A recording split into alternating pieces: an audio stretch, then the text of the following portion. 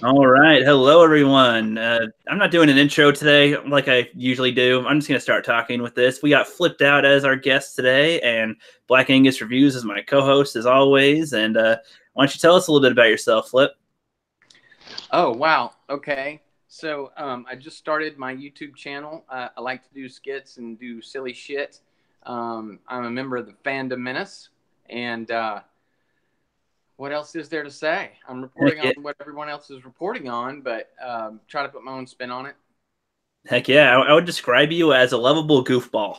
The way that you do. Thank you. The way that you do your stuff, honestly. And the stuff you sent me for my skit that you're helping out with, that's just hilarious. That's great. Exactly what I want. And then yeah, dude, I like your Resistance take on your trailers because you try to give it in a different way than other people do. So I try to make it more like for Resistance. I try to make it more entertaining than it actually is. And we appreciate that. That's how anybody, for a horrible thing, like for a horrible movie, the review should be funny or entertaining. It needs to be, so that can at least be some fun. Yeah, well, we're all trying, aren't we? You guys do some awesome work too. Oh yeah, appreciate it, man. You're gonna be a quick riser, I feel. And Flipped Out is a good name. I like how you say, why don't you let me know what you're flipped out about? That's a good little catch line in there to get people talking a little bit. Thank you. Yep, I thought his name was Philip. Yeah. Everyone thinks my name is Philip. Like, that's why I did a welcome video so that people would understand that it's like about being flipped out, Yeah, I think it's pretty self-explanatory. We got Tariel G in the chat here. She goes on to everybody's live streams, and she is just learning how to do live streams herself. So hopefully she'll be able to come on one of these days too and join other people. And yeah, say hi, guys. What's up, Tariel? Hey, Tariel. Yeah, I think she's more part of the Game of Thrones ish the community around here. People that are connected to the Fandom Menace, but also like with the Living My Rhapsody channel and Game of Thrones and stuff. They do lots of chats about that. So that's where that comes from. And so how's it going there, Angus? Oh, it's good. I thought about doing a little joke, but I'll save it for later. No, give it a try. Try us. Oh, okay. Well, I just wanted to drop a little truth bomb in the spirit of Jeff the Iron Wolf and stuff. Want everyone to listen really clearly. All right. Communism does not work. Mic drop. Okay. By communism, of course, you mean everybody getting paid the same to do different work. Yeah. I didn't really want to talk about it. I watched a video about feminists wrecked and stuff, and yeah. Oh, you watch Wrecked Media? Yeah. Awesome. I watched that too. Fracked Media? It's REKT Media. Wrecked Media. Oh, Wrecked Media. Okay. Yeah, you would dig it, man. I'll check that out. I'll write that down over here.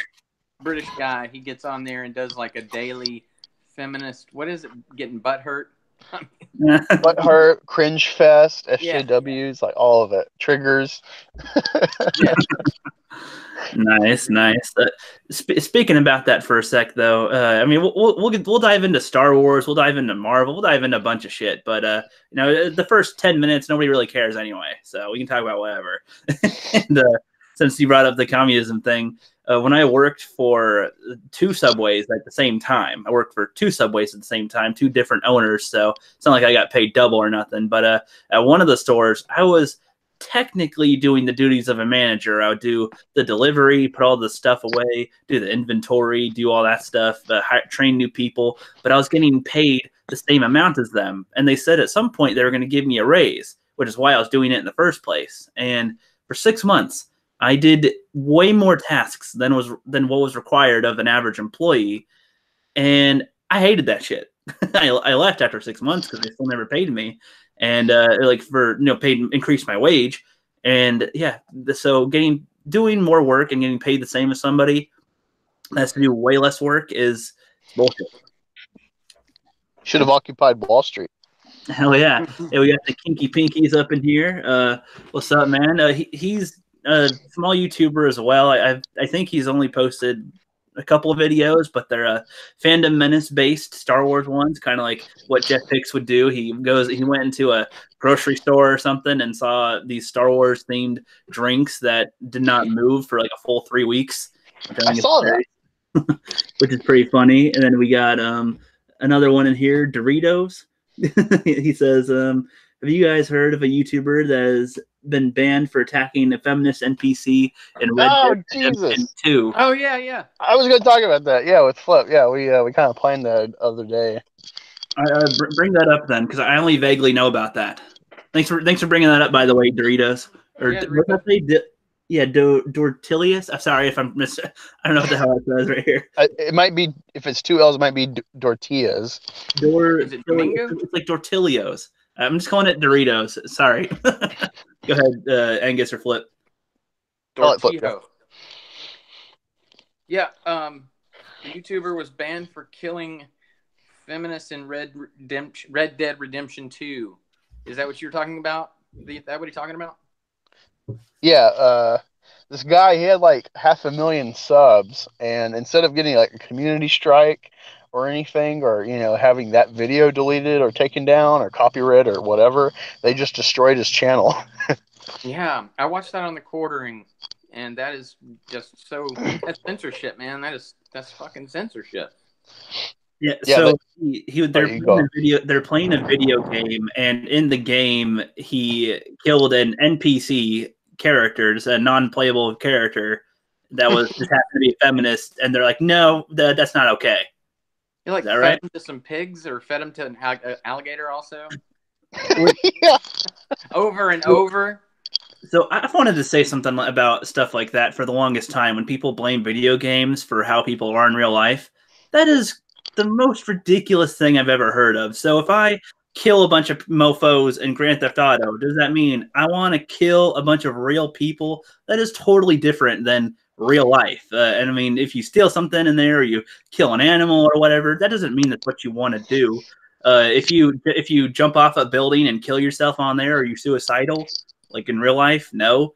If anything, that keeps you from doing that shit because it distracts you and you can fulfill stuff that you want in the video game simulation. I mean, yeah, it becomes a fantasy world where you can express yourself in ways that you can't in real life. This kind of bleeds over into what's happening in the European Union. Have you guys heard of Article 11 and 13 over there? Yeah, Iron Wolf has talked about that before. Yeah, I don't really follow a lot, but I know the EU is just turning into the Soviet Union. Oh, yes. That's right here. It will literally, if it's already passed Parliament, it has a few more steps to go. But basically, you know how we use the Fair Use Act on YouTube to use other media and materials, be it music or pictures, memes, or video from Star Wars. Is something as simple as that. We put the Fair Use Act in there, and we're okay on copyrights. They're not even going to be able to use something like that. It's going to be law that they cannot use a publisher's media of any sort, and they're putting the blame and the responsibility squarely on YouTube and Facebook and Twitter.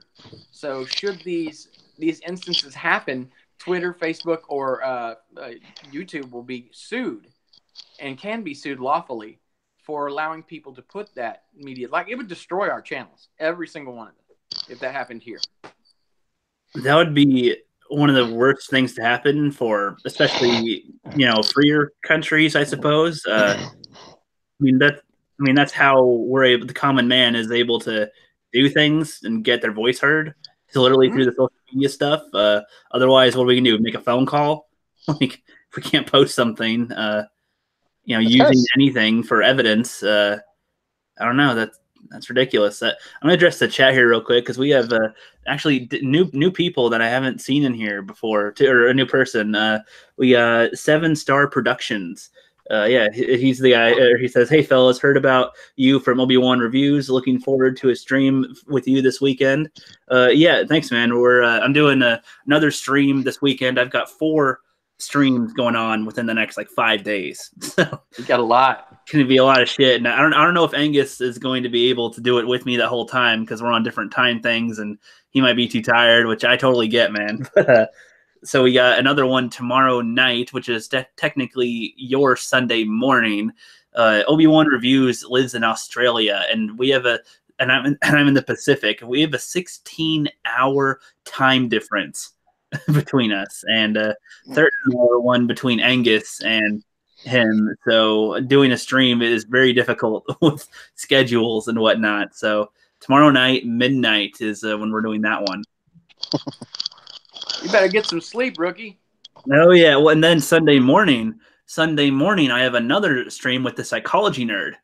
We're going to be, I don't know exactly what our topics will be, but I assume comics or film or something. She does reactions on trailers and cosplaying some other videos and whatnot. So we shall see.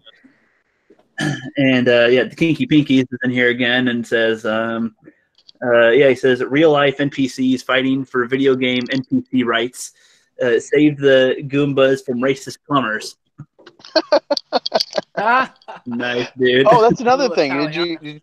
Did you hear about the Super Smash Brothers or whatever? They got like the little black character. Like he's not a black person, but he's like a character that is like black, like the color black. He goes into like he has this one mode where he goes into rage and he turns into like a little Indian and burns you. And they're freaking out because he has an Indian feather on his head. It's like no Indian tribe cares. I don't think this causes harm. You're Go ahead, Indian, right? Yeah, see, unlike Elizabeth Warren, I'm registered Cherokee in Oklahoma. So I could say Indian burn in front of you, and it's cool. I don't even know what that means, but yeah. Indian burn. No, I'm kidding. Yeah, like Indian rub or whatever. Yeah, it's the old thing. Yeah. I used to do that in grade school. Yeah, old. Oh, yep. And then we've got Tariel G says, are they going to repeat history? Have they learned nothing? No, they have not. They have not. They continue to show us that they don't learn. They need to, I don't know, figure out how to learn things again, which would be great. But yeah, I don't know. I don't really want to talk too much about the Article 13 stuff, but that stuff does suck. Like, well, the last thing I really want to say about it is I met a YouTuber. His name is Sixth Scale Combat, and he's out of Europe. I asked him if he was German. He said no. I asked him if he was British. He said no. He never really told me what he was, but this is affecting his channel immensely. He's completely screwed on this. So I just thought that was something that going back to the YouTuber feeding the NPC to pigs and gators, it kind of, we're lucky that we can even do that, and I'm glad we can, and we should do more of it.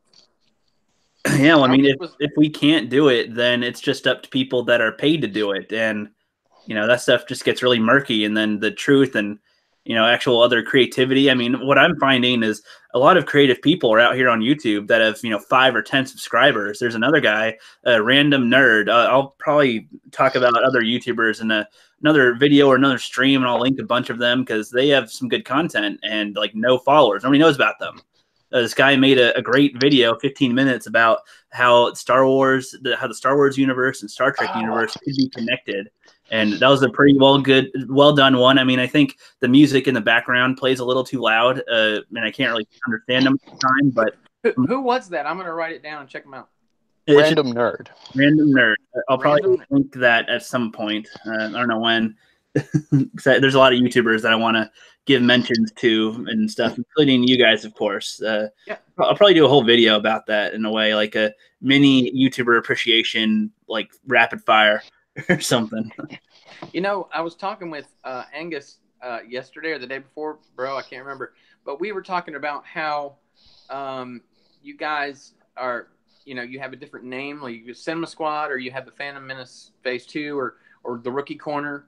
I was thinking about how you guys are helping out other YouTubers, like I even did the YouTuber appreciation video, but I've only done one, and really for you guys. But, and by the way, anyone watching, please check that out. But you guys do those all the time. So I thought of a name. Shoot me down right here live. I don't care. Like YouTubers Rise Together. In other words, we all help each other rise up. Just a thought. Okay, we can think of something like that. Or we could call ourselves Live Aid, and get a lot of false clicks from Freddie Mercury searches. Or aid right there should. Oh yes. I came here to learn about AIDS. They're talking about Star Wars. That'd be great. We are drawing for the fun of it here.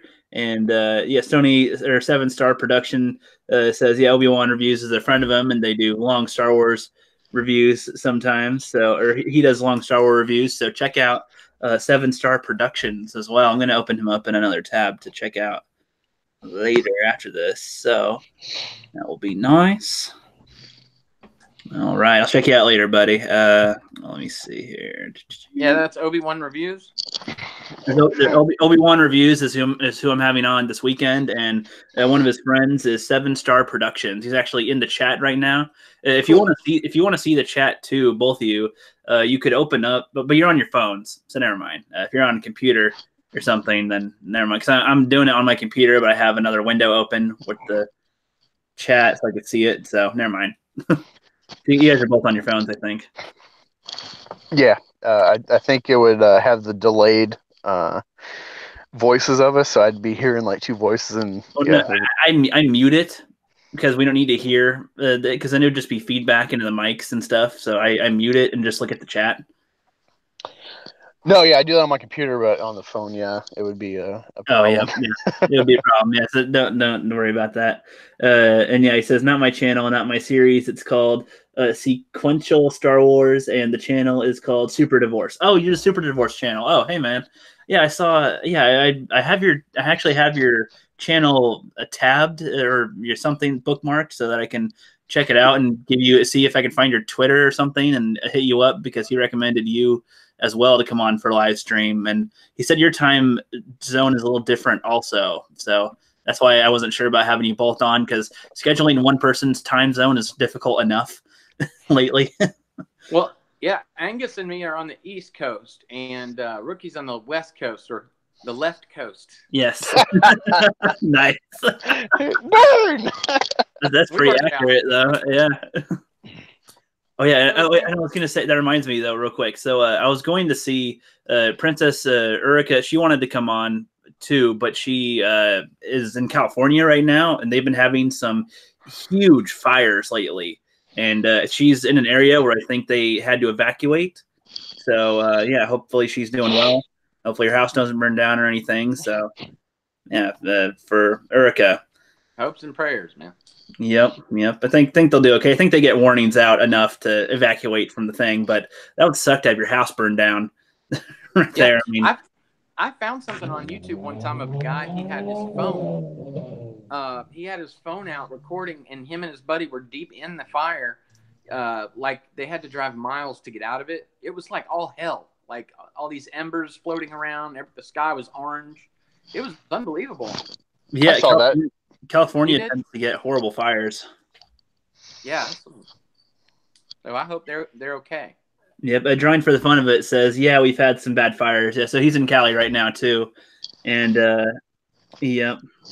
Oh, and 7-Star Productions says he's Eastern time zone at least. So, okay. That's actually much easier to work with. I prefer the American time zones just because that's easier to work with, but the other ones in the other countries are sometimes accessible, like the Lone Wolf Cubs, 9 hours and 9 hours away. So there is a big chunk of the day where we could get each other, we're both awake and stuff. Same with Alex Lathis.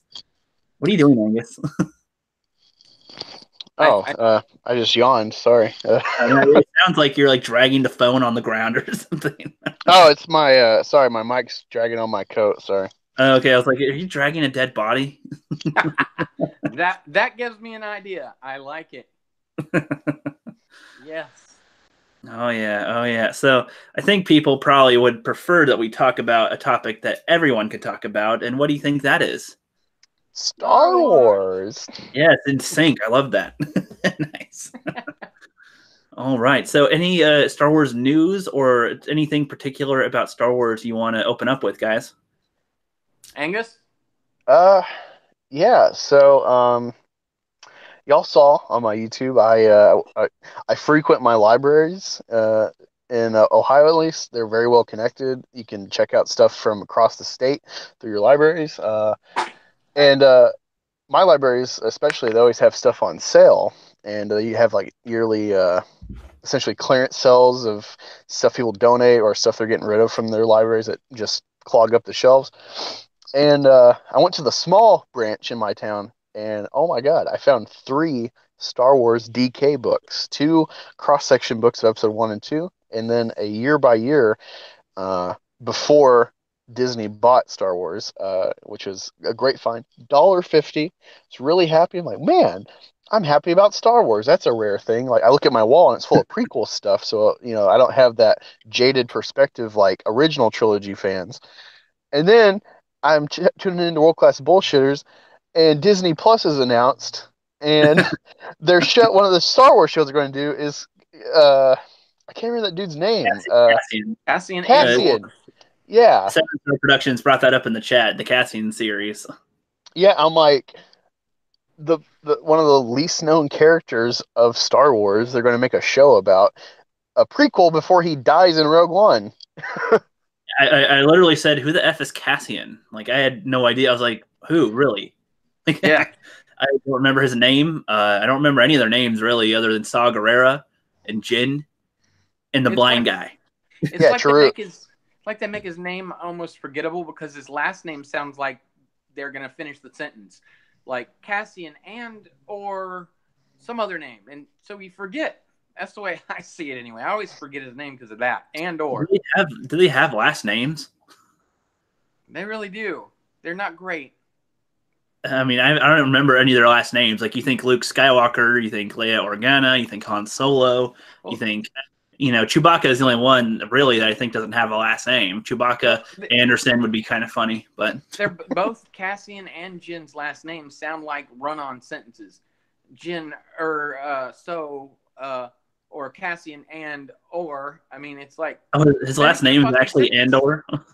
You know? I thought you were joking. Oh, no, wow. No, that's Okay. his name. Yeah, and or. That's very uncreative.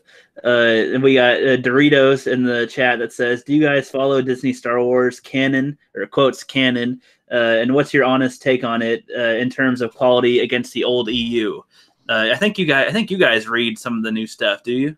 I don't. I read. So I fell for Doritos answering you. I know it's not your Again, name. I apologize. I just look at it and I see Doritos from here. I don't have my glasses on, so it looks like Doritos. But you know who I'm talking about.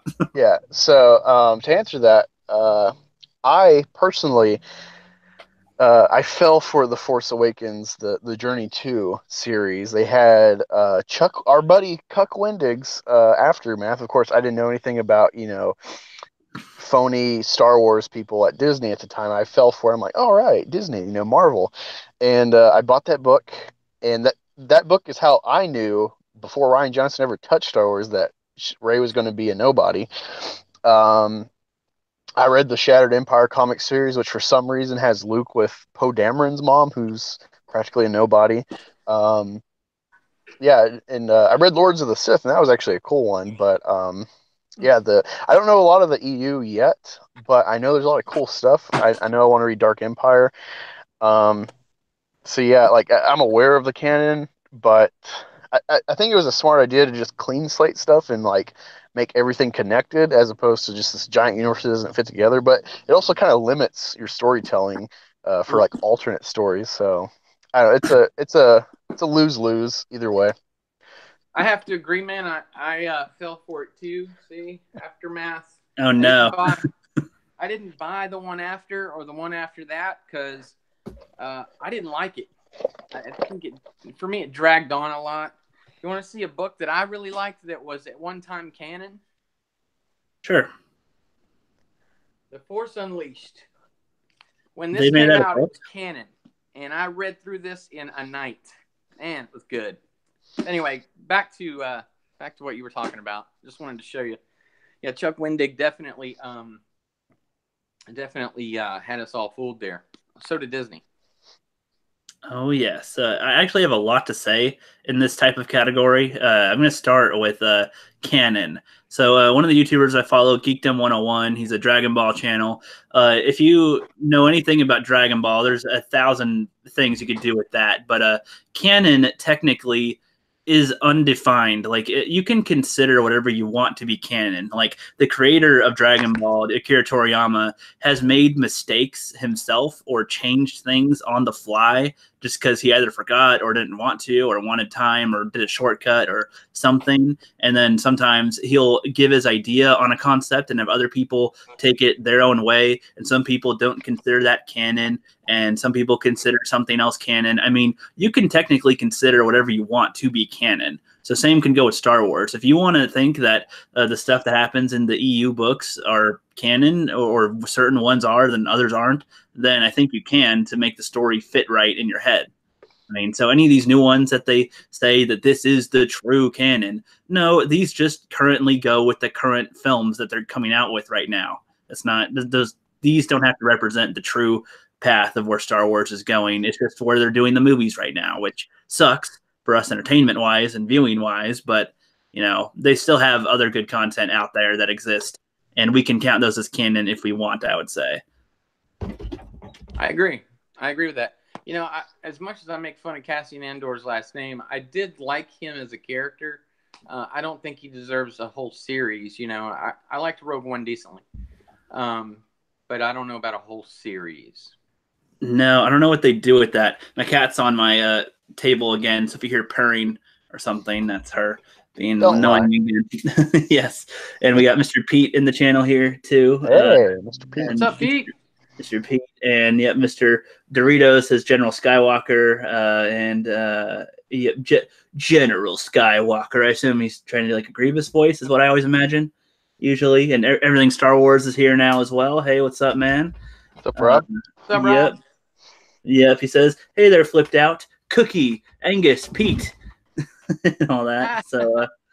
Yes, I am known also as the cookie critic, and everybody seems to love that. That was just a joke, really, but everybody loves that. So donut critic. Yes, indeed. And so drawing for the fun of it says, "There's what Disney fans hold on. So there's what Disney and fans of that call it alpha canon. I stick with in my head canon." Okay, yeah, I agree with that, man. That's exactly what I'm getting on about. We can make whatever we want to be canon. They'll say this is the true path. No, fuck that. No, they can also change their mind next year and say, nope, never mind. This didn't happen. This happened. So, well, if Disney ever sells Lucasfilm again, hopefully, if it happens, it goes to someone real good. I don't know who that would be, but like me, I'd buy it for $1 and fix that shit a lot better than that. But I'd make it a lot more funnier, I guess. But anyway, you know, if they ever do that, you know, I can't remember what I was going to say about canon. They just wreck canon. They would wreck canon again. I'm sure the new people like, I don't know, Fox or whoever would end up, Columbia Pictures, whoever would just wreck canon and start it over again. So I agree with you. We should be able to make our own choices. Yep, I think so. And regarding Rogue One, so I'm going to do a review on it at some point, but right now I'm working on a Last Jedi review. But Rogue One, I think I mean, I know people disagree, but I think it's one of the worst ones, honestly. I think it's one of the less good quality. I mean, they have the most potential with it. They should have made that movie between episode 6 and 7 and helped fill some gaps a little bit between what happens, maybe like the rise of the First Order. But instead, they chose to make it, you know, before the first Star Wars movie, where it didn't need to be, to explain something that didn't need to be explained and introduce characters that we'll never see again. Like, it's just a huge waste of time. That's how I see that film. What do you think? Rogue One? You mean a little quiet? Yeah, Rogue One. I personally loved Rogue One. Now, seeing it multiple times, it loses its luster because here's the thing with Disney, Star Wars, that I've noticed. And when I was, you know, making legitimate arguments with a Disney shill who sadly has more subscribers than us, that I think is a disservice to real fandom. But you know, instead of just being passionate about like, because if you say stuff about diversity or whatever, they're gonna backhand you like, well, you're just a racist. And something like, well, They'll like hit a black man and then call you racist. yeah, it's like, well, all right. Here's the thing, what makes you excited about rewatching Disney Star Wars movies? Everything is built on the premise of how this ties into the original trilogy. Like Rogue One, you didn't know what was going to happen, and then it's like, oh wow, this goes right into A New Hope, and it's like that was really smart writing, I think, how they put it together. But you watch Force Awakens, the whole time it's written very fast, and the only pause you have to like recoup is the Maz Kanata castle or whatever. And then it's like, back to 80 again, where you're trying to see like what's happening, how's this going to tie in. But then you rewatch it, and like there's only vague little crumbs that tie to original trilogy going forward, and then they shit all over that with Last Jedi. And Solo's the same way, although it's kind of different because it's like playing two different movies. It's for one trying to be a nostalgia thing, like you like Han Solo, but then it's like, oh well, let's see something new with Han Solo, and that didn't work because they're playing two different movies, and they didn't make there's no tension because they made the whole tension about will Han Solo and Lando survive, and it's like we already know he survived. He's in 4 other movies. True. Yeah. Good point. They should have made it. They should have made Korra like the key to the tension of the story. We're like, she's important, and we need to root for Han to save her or to keep her alive, or they need to put her in a tense moment, and they didn't.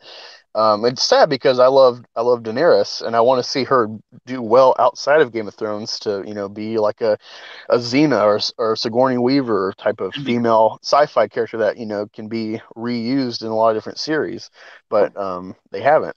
Would I like to see her with Darth Maul a little more? I know some people say it was out of left field, but I enjoyed seeing him in a live action film.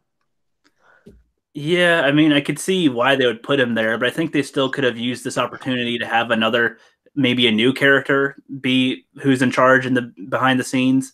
Would it be cool if it showed like him and his brother? Savage. Yeah. Savage is dead though. Well, at that point, he's dead. Yeah. I mean, okay. To me, it just seems completely pointless because, I mean, we've seen so much of them in the show that I don't know. It just runs its course after a while, and people really start to not believe it as much. And I don't know. With Rogue One, I mean, I have plenty of reasons why I don't like it all that much, but it's really because of what they could have done and what they end up doing, and it was boring. The guy in the theater next to me was snoring. And I was like, yeah, dude, I feel you, because so much of it was just pointless information that didn't need to happen. They could have made anything a little more exciting or more gritty. I mean, it tried to be more gritty, but I didn't feel it as gritty, really. He just pointlessly do stupid things and act like they're being cool. And I don't know, it wasn't it wasn't my cup of tea. But well, for everybody, The other problem I see with Disney Star Wars is they keep shitting on me, and I assume you too, to a point, Rookie. The prequel fans, like, definitely. I didn't grow up with Star Wars. My mom didn't raise me with it. She didn't raise me with a lot of classic film, and I got into Star Wars because of Episode 1 when I was 8, and I love Darth Maul. I have 30 different Darth Mauls in my house. That is my guy. It's like he's like the prequel Boba Fett. He has like 10 minutes, but he stands out, and he's a testament to Lucas's creativity with something very small. And I actually listened to this podcast from like I think Ireland or something that they had Ron Howard on there, and he picked Darth Maul because his son liked him. And it was just like they had this kind of bad guy slot, and they're like, who can we plug in here? And they just like, oh, how about Darth Maul? He checked with like the story group people, and like, oh, he's still alive during this period because it's like around or before Rebels when Solo movie takes place. And of course, they round out in I think season 3. Darth Maul gets killed again on Tatooine by Kenobi. So it's kind of I don't know. It's just. They keep shitting on it. They keep shitting on us prequel fans, and then they think they can retroactively come back and be like, "Oh, we want you too." And it's like, we love you. No, I know. I feel you on that too. But my main thing too is so when they announced the sequel trilogy, and then they said we're going to make little one-offs in between. that would have been the perfect opportunity for them to fill in any type of gaps that they didn't have already. Like, we had so many questions on how the First Order got the way it is, why the galaxy is the way it is, anything. You could have made a spin-off one instead of Rogue One. You could have made it in between episode 6 and 7 that helps explain what the hell is going on in the universe, who the hell anything. You don't have to give huge origins to everything, but you could follow characters and learn a little bit about what is going on in this galaxy right now. And they chose to do this. Right. They did this in a point where we don't need it. Same with Solo. We don't need to know any of that story. That isn't important. I'm sorry. I mean, it could be cool. There could be things that you like in it, but to me, it just was a pointless story because we hate what they're doing. I mean, they had potential after Force Awakens, and they didn't do anything.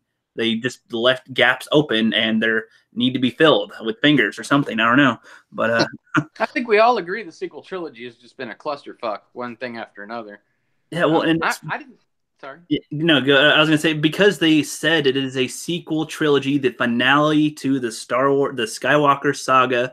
They should have done things more along those lines, and then introduce new characters later, or along the way. Yeah. Instead of just, we're just gonna disrespect our characters now and have them be background, and no, have them be the forefront. This is reward us for waiting 40, 50 years to see them on screen again. Well, it doesn't matter if you subvert our expectations, because that's stupid. You should be trying to give us what we want right now. We want to feel the high. And then they're like, no, we're going to cut it down so you think different. No. Do that later. You got us now. You should have given us an explosion, an orgasm. Take us home. But no. Climax. Yes. Here, I'll let you guys go on in a sec. I kind of went on a little tirade there. We got some chat stuff rolling on in here. We got some people going in, some chatter boxes. Let's address them. Yeah. So I say that with respect, guys. I love you. So everything Star Wars says Rogue One is number 2 of my all-time favorite Star Wars movies, which that's totally fine. I totally see why a lot of people do love the films. Love that film, honestly. Drawing for the fun of it says Rogue One was just trying too hard and bring in nostalgia, and they should have told the Kyle Katarn story instead. Kyle Katarn. That sounds familiar. Yeah, that's from an old video game and comic back in the 90s. Can't remember the name of it. Yeah, that sounds familiar. That would have been the name sounds cool. Kyle Katarn. That sounds cool. Yeah, coming from you, Angus. That's a good one. And then I'm sorry. So it's Datillos is the Doritos guy I've been calling lately. Datillo. I still like saying Doritos, man. It rolls off the tongue so much easier for me. I think I friended that guy. Yeah, I think he's a newer follower to us. So welcome, my friend. And he says, for me, they should have R1 about. I assume they mean reboot. He said they should have R1 about Jedi survive before the Battle of Yavin, since they've gone Rogue One to the eyes of the Empire and the whole galaxy by killing Palpatine. He or she fights Vader in the end. Yeah, I hear you, man. Been pretty cool. Yeah, I mean, that's the thing too. There's so many things they could have done that would be cool, but they're like, no, I think this will be fine. Let's subvert their expectations. Let's instead of shaking their hands, let's punch them in the face and kick them. It's like they purposely fuck it up.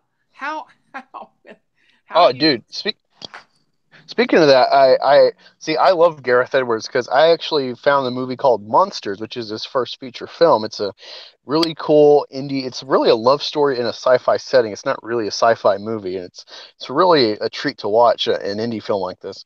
And then right after he got Godzilla, and I think he did well on that.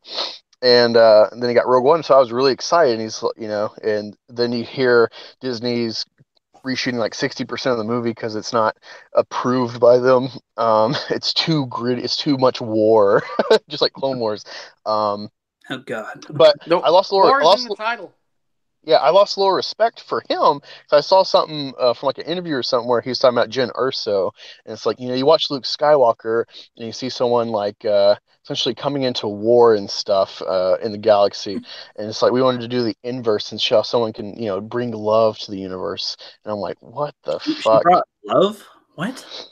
She hated everything they were doing. She's like, I just want to be left alone, assholes. How's that love?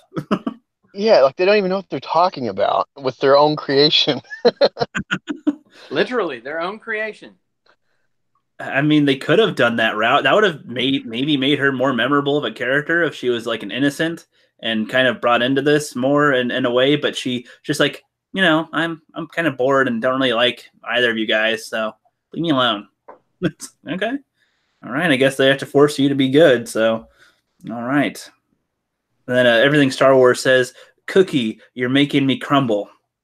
Nice. Of course, I am the cookie critic as well as the rookie critic. So thanks for that, buddy. And then, is that a Star Wars joke, like Anakin, where she's like, "You're breaking my heart"? I don't know. I couldn't really tell if that was one of those things, but I don't know. That's kind of funny. And then Mr. Pete says fuel issues was an indeed, or wasn't. He says Undeed, but I think he means an Indeed MacGuffin in Star Wars. Yeah, the fuel issues are getting really annoying now. I mean, it maybe could be used in a plot as a minor plot, but my God, like really, we're almost out of gas. We got to find a gas station. We can't get the fuel. Shut the fuck up. I don't know. Tired of the fucking fuel. Use the sun. Use stars to power your fucking ships. I mean, I don't know. It shouldn't be this much an issue. How hard it is to watch. It's extremely hard to watch Resistance. I keep thinking, surely this week they literally Disneyfied Star Wars. It's unwatchable, completely unwatchable. Well, it's like I think Disney has its. I think sometimes Disney can be used as, wow, they Disneyfied it, great. But I think for Star Wars, I mean, honestly, they have the potential and the money to back such a thing, but they just. Or it's like they're trying to make it available for 9 a.m. on a weekday rather than, midnight on a weekend or something, and right, it's like, right. And it was funny. So make fun of me if you will, but I was watching Power Rangers Time Force last night while I was working on a video because it's background and it's kind of funny here and there, to see the corniness and all that stuff. But on one of the episodes, one of the Rangers' dad, like he stands up to the villain a little bit. He's like, I'm proud of my son and whatever. He's like, oh, how nice, a loving father. Boom, like blows him, not blows him, but, shoots him with a thing and almost kills him. And the guy thought his dad died. And he's like, nah, it's like, he's like, yeah, I almost died and whatever. And one of the first episodes, the Red Ranger gets killed. And it's like, dude, there's all this dramatic shit in this kid's film and the kids show. And kind of realish stuff, and it's like, dude, they're talking about death and killing people and love and all that in a kid's show, but it's not, so kiddie like, but it could still sort of grab your attention. And it's like Star Wars should be able to do stuff like that all the time, where you could aim it, you could have kids watch, and it's okay, and have adults be a little interested in what's going on. Should be the minimum goal. I don't know. One of you guys say something. I'm talking too long. No, you're fine. You're fine. Well, one thing I was thinking of was with the anthology films, they can Obi-Wan, which is already like being worked up, and then they set up the Logan director for Boba Fett, which would be a cool pairing if they let him do what he wants, because Logan was very gritty, and I was just thinking, like, you're talking about they keep trying to plug all their fingers into the gaps of Star stuff, doing new stuff, and the perfect Boba Fett story to really get people is you could do a trailer where it's like you're in the desert and you're slowly panning the camera, and then you see the pit of Carcoon from episode 6, and you see like bits of armor being thrown off like Finn in episode 7, and it's freaking Boba Fett, and it's not Michael B. Jordan because he needs to be like Polynesian, and yeah, you could just start a Boba Fett movie after episode 6, and maybe tie it into the First Order or the weird in Aftermath. One cool thing that was like a false sell was it seems like this was going to be leading up to who the Knights of Ren are. There's like some weird Sith acolyte cult that's trying to get Vader's lightsaber to destroy it to return it to him in the afterlife. They're still in the story. They've just botched everything. They botch everything. They could use the same guy who played the clones in Attack of the Clone. I can't remember his name. I know you're talking about, though. Just call him Django. Just call him Django. Django. There you go. He's an Aquaman. He's like Aquaman's dad or something. If you watch the commercial, if you watch the trailer, you'll see him in there. Okay, I didn't notice him in the trailer, but he's in it. Yeah, the guy that played Django. Dude gets to fuck Nicole Kidman. Yeah, exactly. Exactly. Join for the fun of it has just left. Thanks for stopping by, dude. Appreciated it. Always like having you here. You come on all the time. And he said, Mr. Pete says, love. Jen was so miserable. Yeah, sure. Was a miserable bitch. So They yeah. they never addressed why she had the kyber crystal. Reshoots. Well, it's like, so what was the point? I thought that was going to play. Did that play into anything? I don't remember. Like, was it even? I mean, even if it powered like a gun, that would have been kind of cool. Like, it doesn't need to be a lightsaber. Maybe that's how they power a smaller weapon. I don't know. Well, the kyber crystal. The reason they're on Jeddah is because there's like a kyber mine, and they're using it to power the Death Star gun. Yeah, but I don't know what that has to do with her little necklace. Like, her mom's supposed to be like force sensitive, but they never addressed that. It was the reshoots with Gilroy and stuff.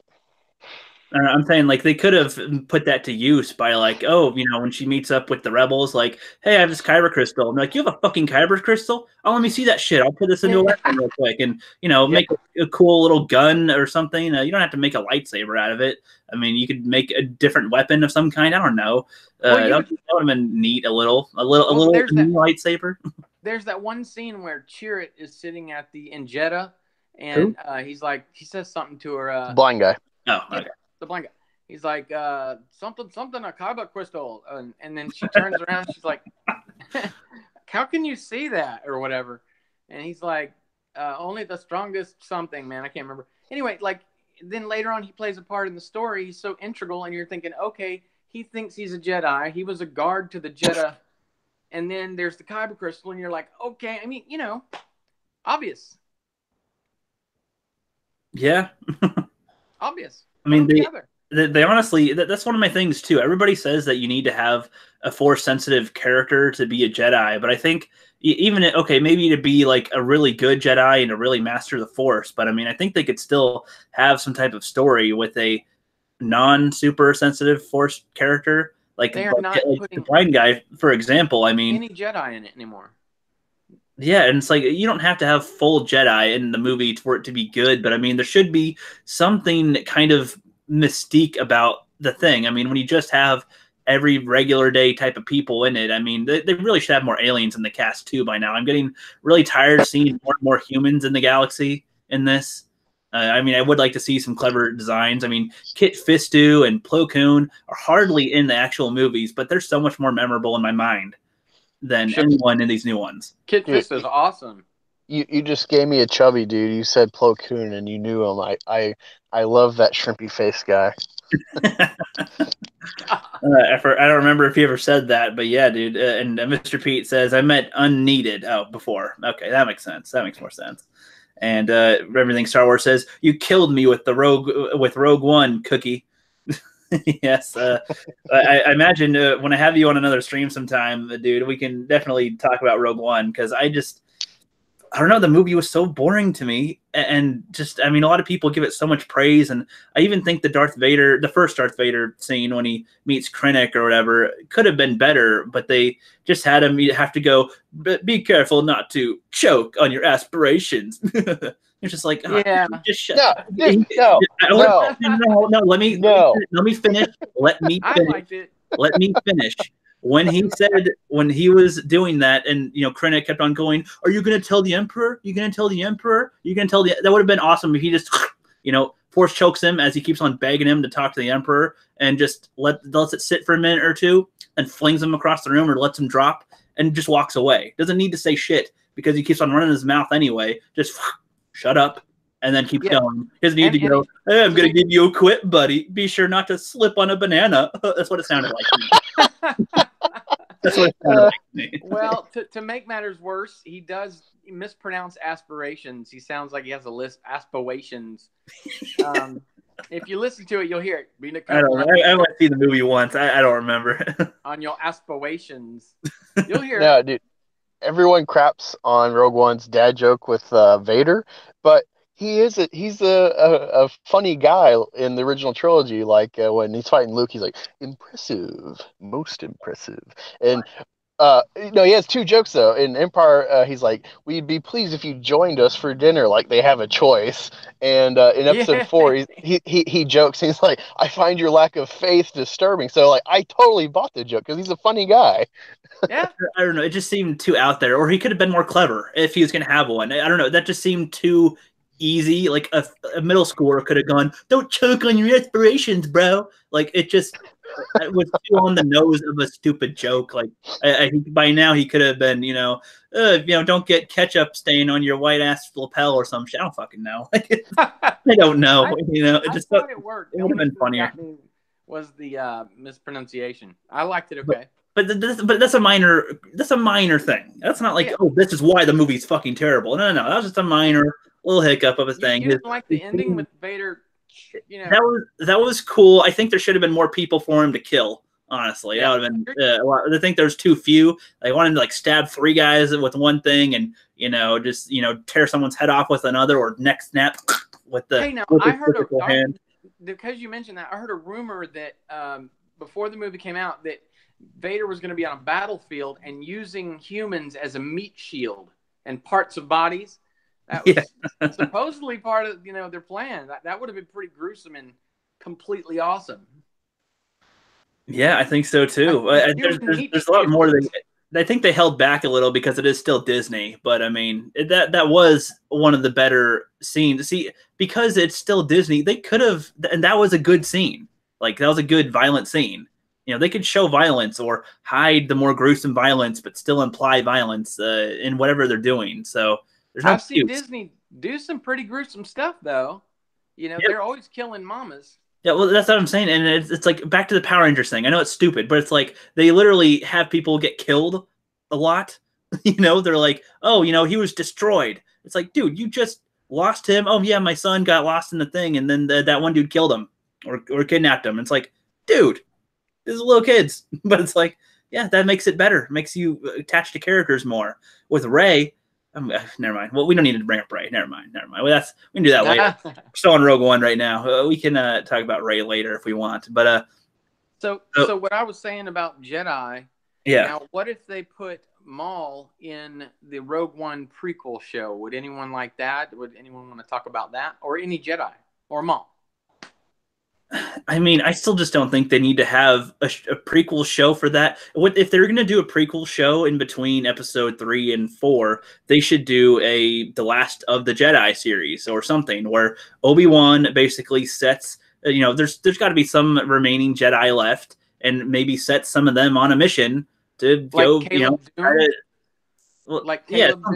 before he meets the rebels. Yeah, kind of like that. In the Last of the Jedi series, there's an old Padawan called Ferez Olin, I don't know how to pronounce his name, but he was basically a rival to Anakin back in the day. Like this guy was almost as good as Anakin without being super special, and wow. And so he would be a good type of rival to have. Or he's still learning about the Force. His master got killed in the the Order 66. Thing, but Ferez was off on a different planet or something, or I don't remember what happened, or he got hit, and I don't know. And he was older than like Ezra or than whatever Kanan is. I think he was a little older, so he still was a good Jedi, I guess, but not a master. And could have had a good story where he's getting people. I think they had Dex drop by in it too to help give them fake IDs, and they had little kids get brought on too a little bit, but it was just a better story. They had an older Jedi that survived, like an old Jedi master that survived, but he's like way beyond being able to fight. But he does help kind of train one of the younger ones in the Force, and it's like you could just cooler stories and still have the Jedi, have the Empire, and have characters that we kind of like, and still tell a good story in a TV show. I would love that. Doesn't Vader find that old guy in a comic? Vader, I don't know. It was like Galman. I don't remember the guy's name. It was a weird name. I always had trouble pronouncing it when I was younger. But the point is they need to do it. Like everyone is clamoring for it. Like everyone wants more mysticism and more, Force, for lack of a better term, Force. Well, it's freaking Star Wars. I mean, let's have Star Wars, and let's just have it be realistic. Let's have it take place on one asteroid the whole movie. or something. Like, I mean, I think you Pretty could. much. I think you could, but I mean, the potential is still there. I mean, I don't. What do you think, Angus? Um, I just want Episode 9 to crash and burn, and for Disney just to to treat Star Wars like a leper and cast it to the fringes, sell it to like Dimension or Miramax or some like small forgotten studio that then blows up because they do good Star Wars because they want to make money and they want to treat the fans well. We'll have a Jay and Silent Bob cameo when Miramax gets it. Oh yeah. Well, I think that's the thing too. I mean, they have all the money they want, but they don't have any of the heart and soul in it. And I think a smaller company, like let's just say when Lucas made Star Wars in the first place, small, small stuff, but they're able to make big heart. They're able to make it really good, make everybody remember all the characters, all their lines, all the stuff. Doesn't matter what the effects were, even though the effects were groundbreaking. But they didn't have a Disney style budget or something. A extreme corporation to back it. Well, you know why? Because Lucas put like all his eggs into the Star Wars basket when he made the first one.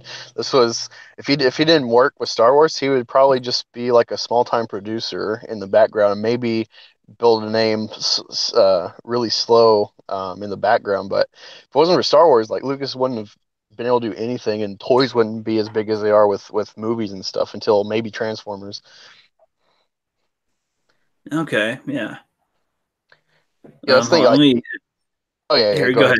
ahead. No, you go ahead.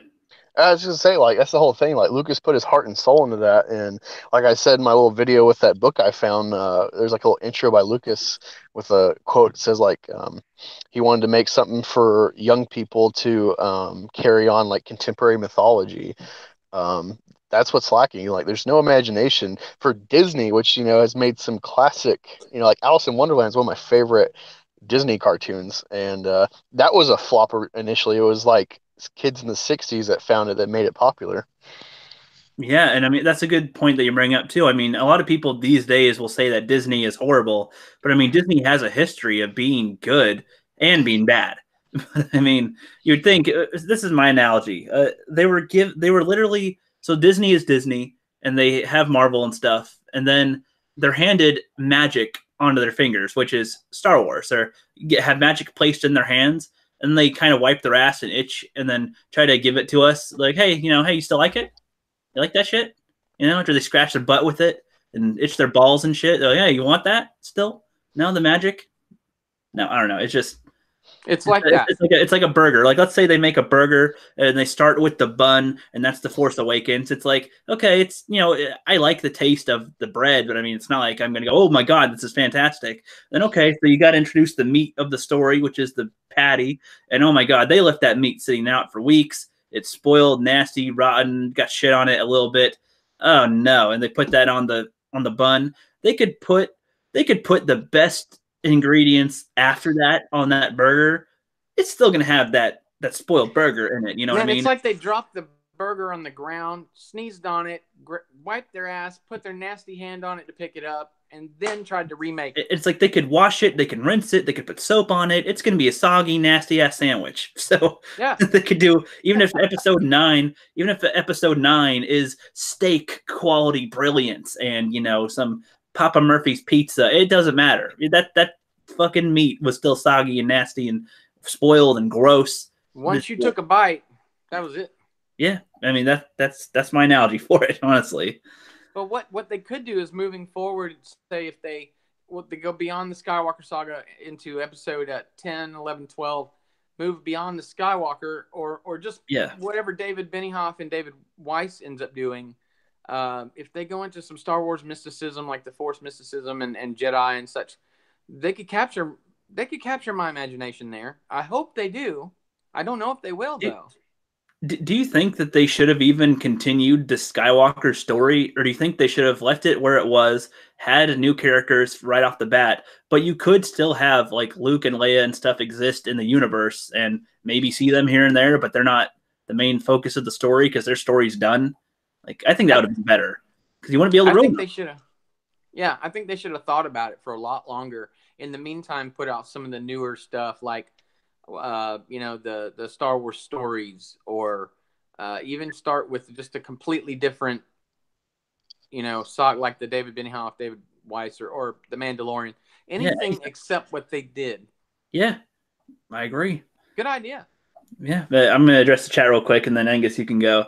What is it? So,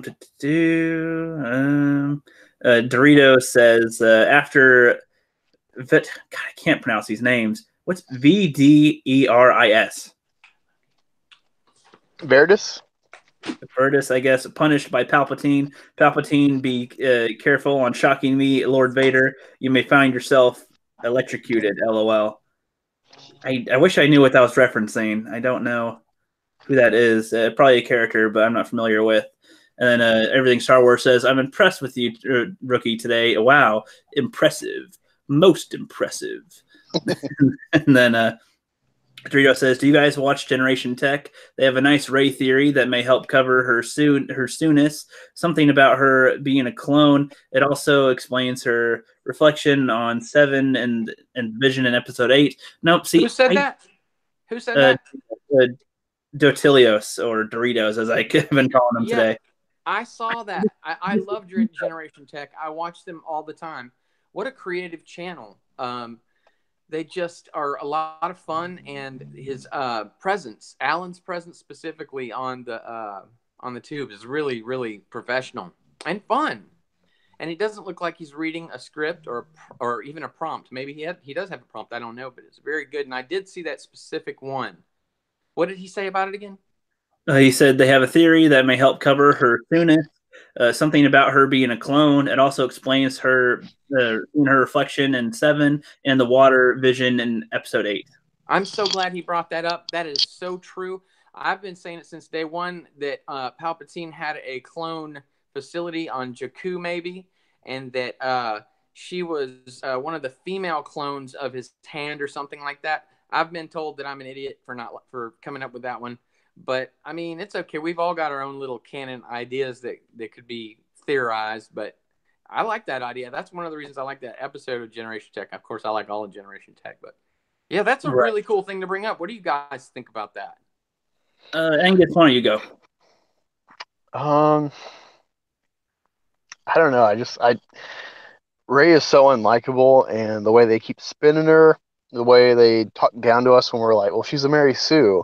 And then they're like, no, just wait for, and it's like, okay, well, they've written it in a way where I have to rely on the trilogy to judge her. And it's like, okay, I'll follow suit. And then Episode 8 is like, oh no, she's a nobody. So if they double back against that, Agreed. then like they have no consistency, they have no backbone. They're just it's different than when Lucas did that with Jar Jar, where clearly he wanted to make him the kind of inverse to Yoda, but through a whole trilogy. With like the unassuming dumb funny guy is like the most powerful master, and do that with Jar Jar and somehow get stabbed in the back by Palpatine. Lucas, he was cognizant of the fans from day one with the prequels, where it's like, well, that didn't work, so let me retool my story. They have doubled down, and so well, instead of him saying, you guys are little fuckers for thinking this about my character I created, he's like, oh yeah, I guess I could see that, so I guess I'll fix it to appease you guys, thanks. And what do you know, people appreciated that. We're like, yes, thank you. We like you for doing that, thanks. That's so true. But I don't know, with me, it's like, this goes back to my burger thing. They could say whatever the hell they want about Rey now, but it doesn't matter. This is what they've already shown us. Like, this is what they've told us. This is what we're supposed to think. And they can't really take that away. Like, they didn't build her up yet. And why should it take 3 fucking movies to go, yeah, I guess she's an okay character? Like, it's horrible. I mean, if you can't get it right away, I mean, I don't know. To me, that doesn't matter. They could say she's fucking anything. I don't care. She could be Luke's kid. She could be Han's kid. She could be a clone of Sidious. She could be Plagueis for all I care. It doesn't matter. To me, it just doesn't matter anymore. Like, they killed the interest. So are you gonna see it? Episode 9. Yeah. I mean, my brother and I kind of made a tradition to go see all the new Star Wars films, and Solo was so boring, and Episode 8 was annoying. I mean, I might if he still wants to go see it, but I don't know. Definitely not opening weekend, though. I don't want to give them the false illusions that people actually like that shit. But It's the final one. Some part of me. I do want to see it. I do want to see it fall, I suppose. Like seeing a building be destroyed is kind of fun sometimes. So yeah, it's kind of how I want to see it. I understand. I do. Yeah, and then back to the chat though, real quick. So everything Star Wars says, he did a video that explains Rey. I'll probably check that out. I mean, even though I think that there's nothing they can really do to make me give one little shit about Rey, I still like to see what people think and people's theories. I love theories. So I'm a huge theory guy. I'll have some theory videos coming out in the future at some point, but I'm doing other videos first. But definitely, I love theories, so I'll look at that.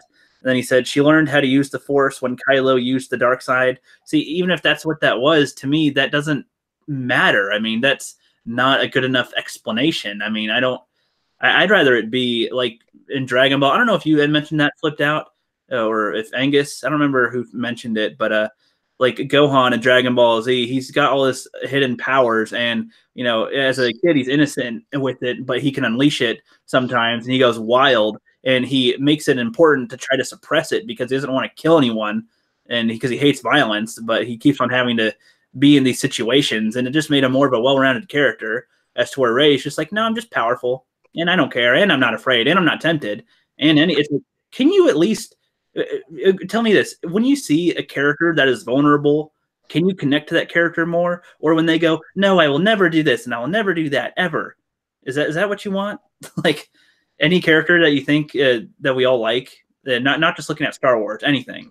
It's like, yeah, it's funny you say that because I can't remember where I saw this, but they there was a comparison to Superman with Rey, and they showed a thing from Justice League cartoon in the 90s where Superman's talking about, you know, if I give in to my power just 1 second, you know, that can kill everyone, and like I have to always be on top of myself and restrain myself, yeah, and like that's the like I'm ultimate in battle.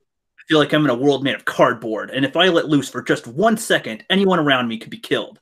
It's like, yeah, dude, that's some restraint. I mean, that makes him more interesting. It's like he could just obliterate everyone, but he's trying to not do that, and he struggles with it because he wants to freaking end them and stop all the suffering, but he's trying to struggle with his morals. And then they do the alternate version where, okay, you know how he's like that. Now let's do injustice. Let's say he does go loose. Oh shit, and I don't know. That's where they could have done stuff with Rey, but Yeah, they should have, you know, if they're going to do that, they should have made Kylo, or if they wanted to keep Rey powerful, they could have made her the villain, and you Yeah, have Kylo is like in the middle of like he's like this Bindu spirit of like, oh, I feel this pull to the dark, you know, I want to, you know, I admire Vader, my grandfather, but you know, Luke's my master.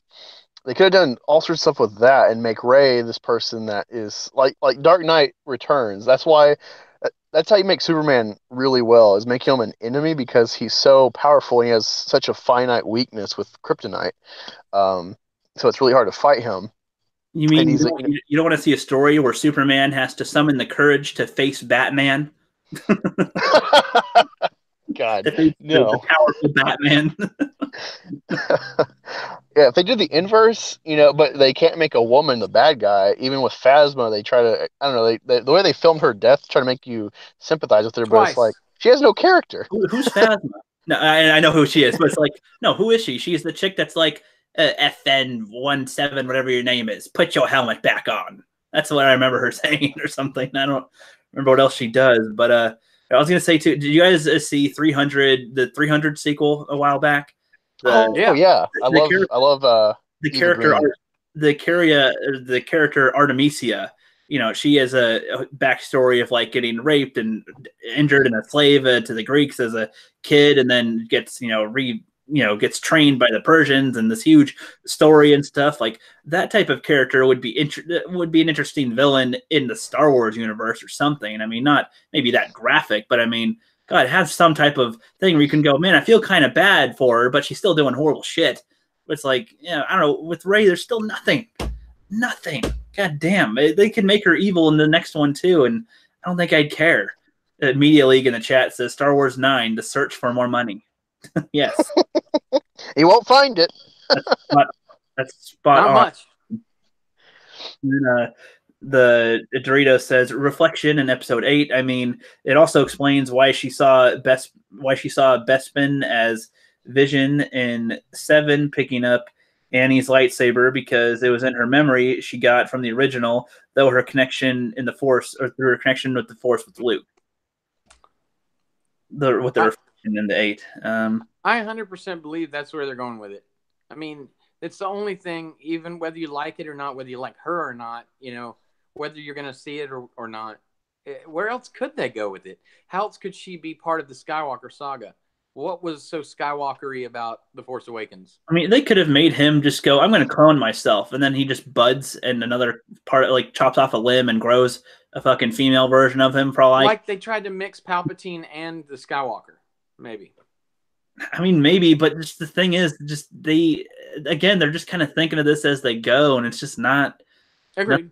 Nothing feeling right. I mean, and if that were the case, if they do that, you see, again, maybe episode 8 alone wouldn't have been bad enough to where I'm just like, okay, I can't have any trust. But the response from Lucasfilm and people in the media afterward to us that criticize it is just, that's part of what makes me not give a shit. Like, I don't care what they do because they're just so the way they react when we don't like their shit. But putting aside the fact that we obviously don't give a shit, what would you feel otherwise if they hadn't fucked it up to this point?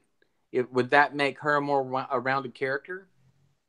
If they haven't fucked her up to this point, I mean, if they could have gotten me to like her a little more, or if they could have gotten me to like any of these new characters more than they have, then I'd be more for it. I'd be more wanting to go. I want to kind of see where they go with them.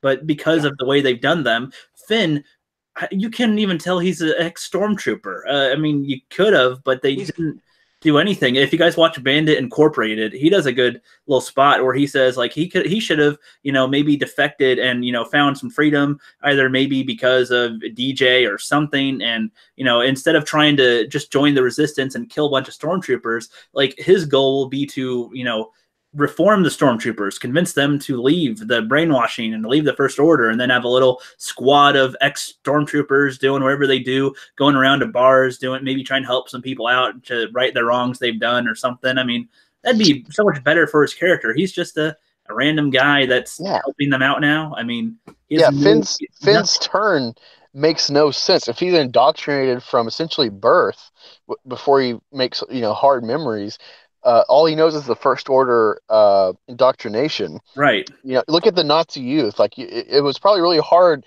after World War II to get them out of their line of thinking, if at all. There's still a lot of people from that generation that are like, oh, Nazis weren't bad. You know, they're kind of deniers because of how they grew up into it. It makes no sense that one stormtrooper is just a random defector when he's indoctrinated and raised for, say, 20 years or more into this, you know, and like, his backstory, like the whole reason that guy bleeding on his helmet was supposed to be a important scene, because in a previous book or something, to give a backstory, is like that's one of his buddies or something that dies. And so it's like, wait, so you've been on all these missions, even though you were a janitor, been on all these Black Ops missions with your buddies, and then you just instantly defect and you randomly, with no regard, kill your brethren with perfect ease. Right. Well, and it's just, he does try to run. Yeah, but it's not very good. Like he tries to run because he doesn't want to be part of the fighting, and then that's when you see Starkiller Base destroy the Hosnian system, and then he comes back. All of a sudden, he's ready to kill stormtroopers again. But do you see too? They said that they took him from birth and raised them to be a janitor. They said he wasn't even, this was his first time for battle, and he was like shocked of war. And I'm like, you should have been raised on war your whole life if you were taken as a baby to be brainwashed to fight for the First Order. Why would they make you a fucking janitor? Pull anyone off the street to do it, or make a robot be the janitor. It doesn't make any sense. How did he get on Kylo's special attack squad too if he's a fucking janitor? Yeah, exactly. He should have the elite with him. If anything, he and Phasma should have been the first ones. That's how I saw it. Like, why isn't he and Phasma leading that attack? And then, you know, anyone else is top squad. Exactly. And I'm sorry, this kills it. Even they rate. Every time he says, I was brainwashed and I was a janitor and I was on all these ships, and I'm just like, they brainwashed you from a baby to be a fucking janitor. Because you can't say you're a true. And then they have him go toe to toe with Phasma. He should get his fucking ass kicked, or that should be part of the arc throughout the trilogy. Him getting strength and learning how to fight, and and then being able to maybe go toe to toe with her by the end of the 9th movie. I mean, that would have been kind of a cool thread. Two rivals going at it. I mean, but that would have been great. Nothing. Yeah, you're making me think of two things. So first of all, for anyone in the chat interested, I actually had a very fringe interaction with John Boyega via Twitter. Yeah, I heard about that. Yeah, so I made a meme. I saw on Conquerors Pro Secrets, he got involved with this discussion with John Boyega, mocking him, where Boyega was like saying like, "Oh yeah, we got you, bro. We're my character's gonna be so cool," or something in episode 9, and someone shared a picture, a meme. It says like, it's a quote of John Boyega. It says, "We don't care," and it says boycott episode 9. And then Boyega responded to that guy saying, "I was talking to this person, not you." And so I took that, I made a meme where I have General Jar Jar Binks. Someone put his head on Patton with in front of the flag, and then I have a picture of a meme of art of John Boyega's character Finn, where it's like, they stole me from birth and raised me to be a janitor, and put that side by side with the tweet, and I added him on Twitter, and he liked it. So either he's a dumbass and thinks that I'm applauding him because he's become a more significant character being a janitor than Jar Jar. That could be how he took that as a compliment, which it's not. Or he's just playing nice with the fandom because he's been blocking people from the Fandom Menace who keep... really? Are you blocked yet? Not that I know of. He liked the tweet, so he's either a dumbass or he's trying to double back and play nice and not get bad PR. Your sarcasm is kind of hard to read sometimes, so I think people that don't know you will see that it's that's genuine. Okay. Oh no. Well, I also said, I'm like, remember everyone, Jar Jar Binks became a general. Finn is a janitor. Yeah, I thought it was pretty clear because you definitely put a lot of work into that sarcastic remark. Yeah, well, and now that you're bringing that up, all I can think about is how stupid the lines are in The Last Jedi, where Rose is like, "You're Finn, the Finn."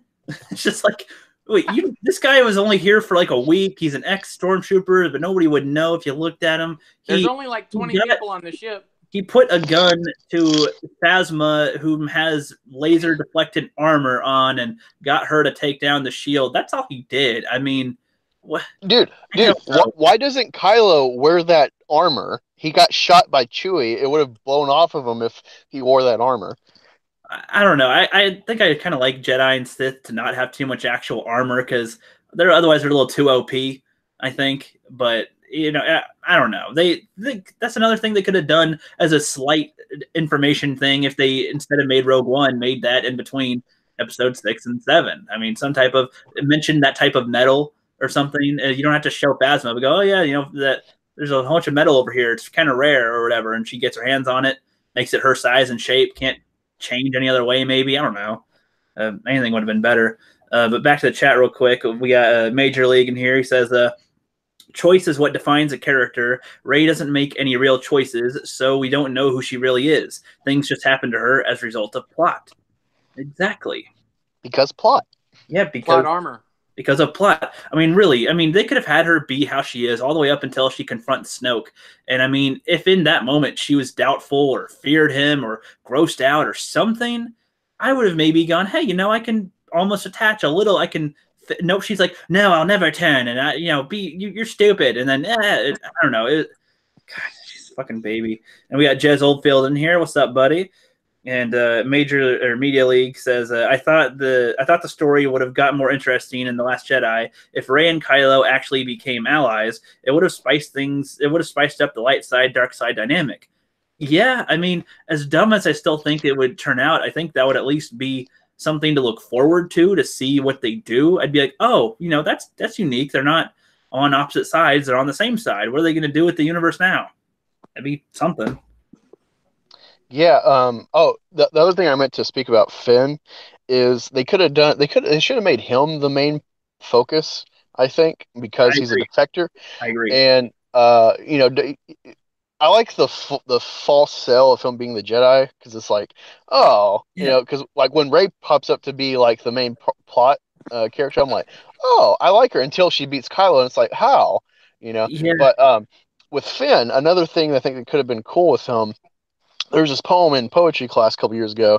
It's something about the amnesty report, and it's about torture and stuff.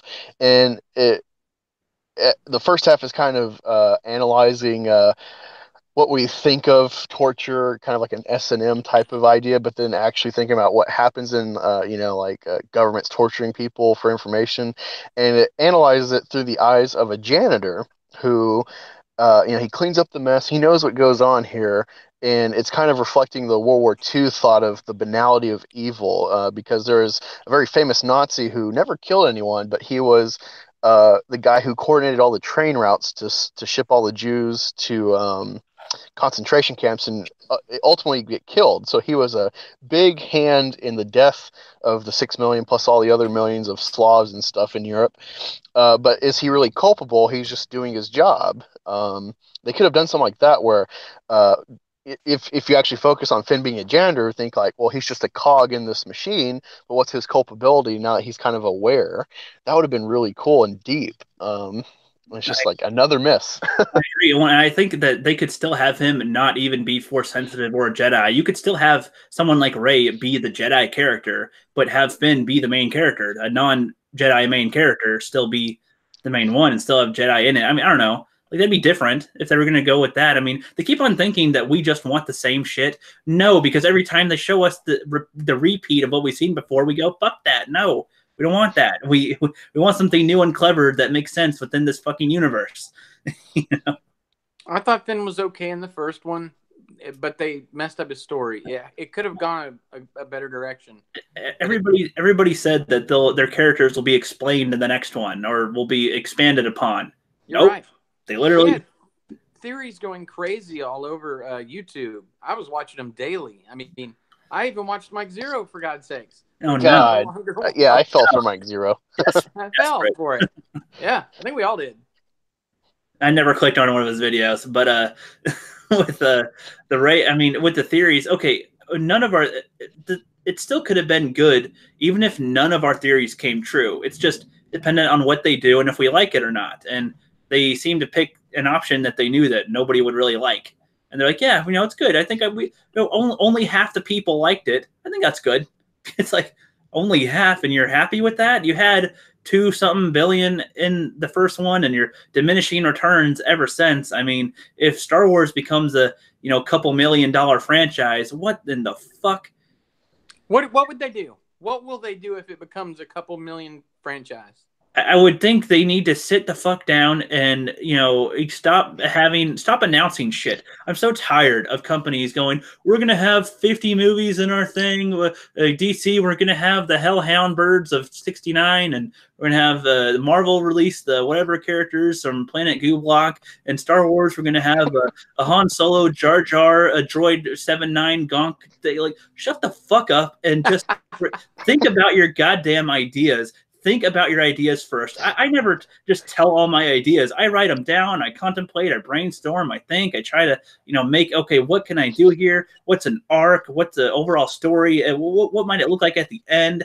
And yeah, you can change things sometimes. And I mean, some examples of good storytelling is like in Dragon Ball, again, the creator never planned anything out. He just kind of went with what was in his head at the time. But he would always keep in mind what came before a little bit, or have people remind him what came before, so the continuity isn't completely fucked up, and just keep on track. I mean, I don't know. There's no excuse. They have everything at their fingertips, and they just blame everything else. Russian bots and all these white men.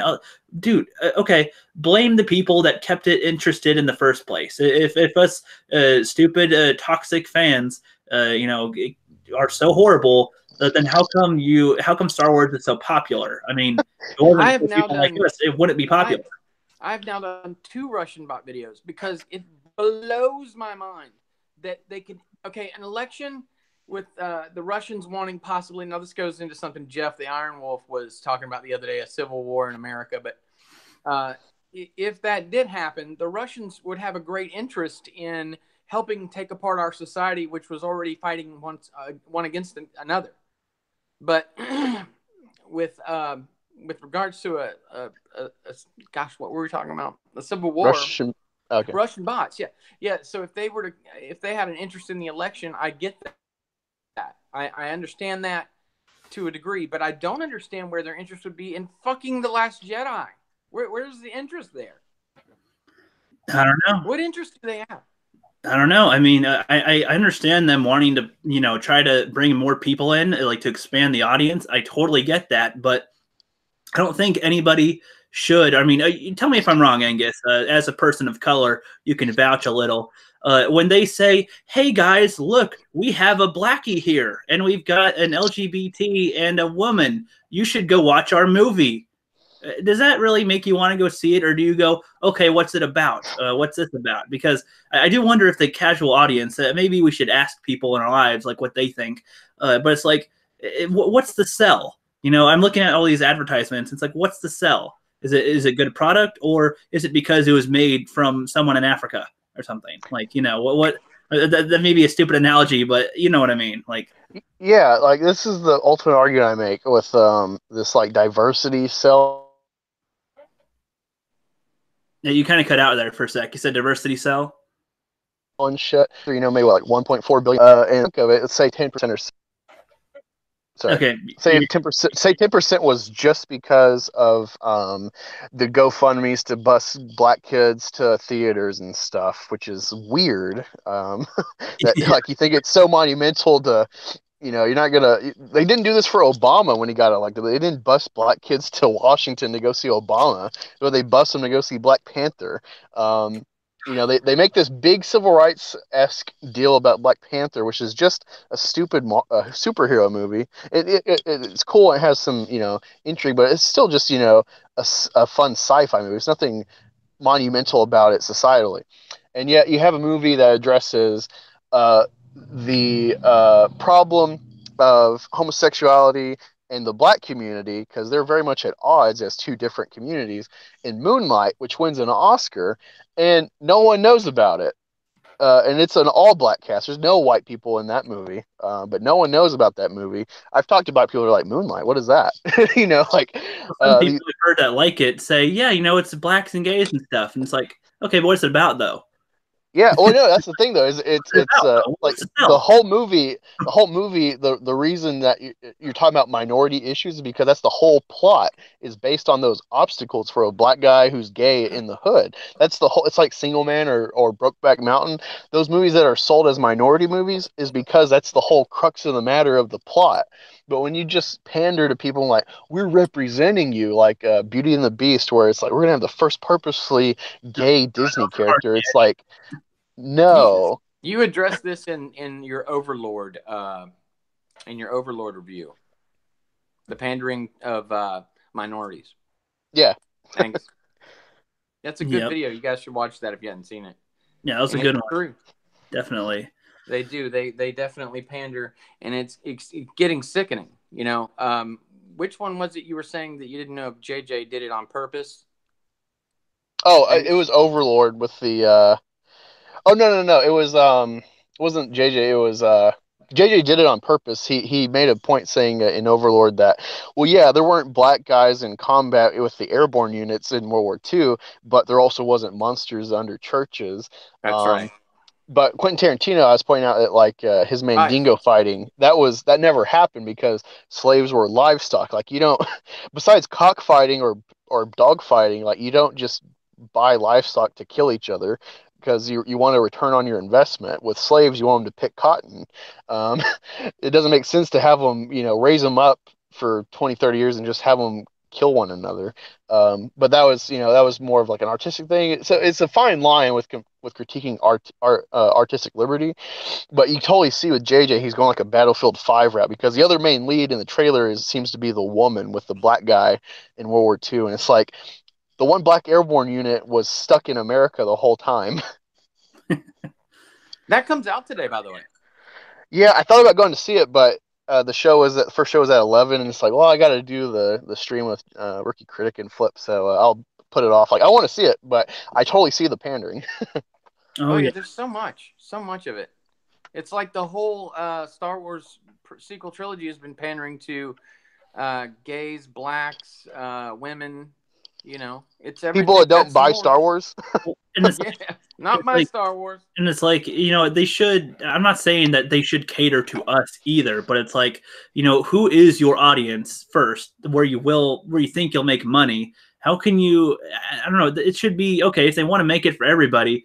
Make it for everybody, but don't go, well, we got to make sure that we make it for these people, so we have to include them in this to make it. I mean, I don't know. They could have done anything where they just make a good character, then go, okay, so instead of making that character exactly white, maybe we can make them a different thing, you know, and not make it be about what they are when they advertise and tell us about, you know, promote the movie. Yeah, like Luke Skywalker. I've never, growing up, ever thought of Luke or Obi-Wan or Qui-Gon or Palpatine or Vader, any of them. Padme, I've never thought of them growing up as white until they started throwing that in our face. Me being a mixed kid, like my favorite guy's Darth Maul. He's not even a real species. Like, I grew up not thinking about race in that way. I didn't get in fights with people because they were gay or because they were black or because of their, you know, religion. When I was a kid, we just fought because we were stupid and we were kids. But I mean, until I got to be, say, a teenager and PC started being an issue, it was literally the libs that brought it up in the first place, brought up race and brought up sexuality.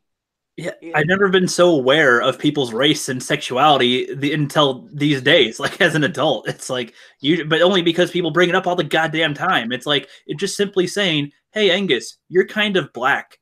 You know, that's oh no, that's bad. You said what he is, and are you gonna cry? No, you're fine. It's like you're okay. Oh.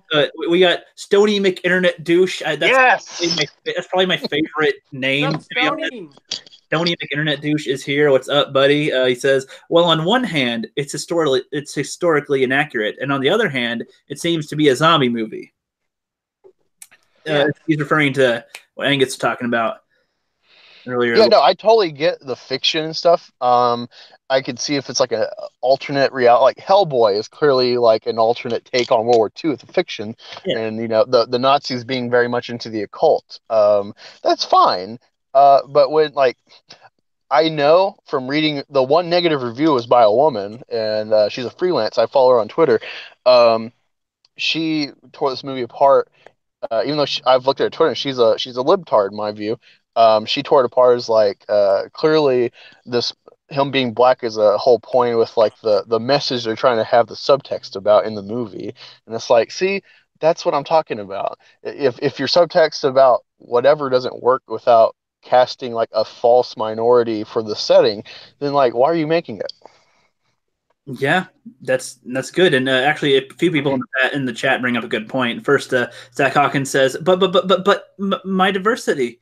Sony McInternet don't care about that anymore. Sony McInternet Douche says, "I try to judge actors on their own merit." And then Doritos says, "Catering to the minorities is impossible because there are so many." Exactly. That's one of my points. Exactly. It's like when they do the check marks of we gotta be diverse. There's a Mexican, a black, a woman, a gay, and a white. Okay, diverse. Checked off. We are diverse. No. There's still the 50,000 other ones you didn't include in your movie. Are you going to include that in every movie? Like in everything? Does it have to be exactly like that? Like You're forgetting the otherkins.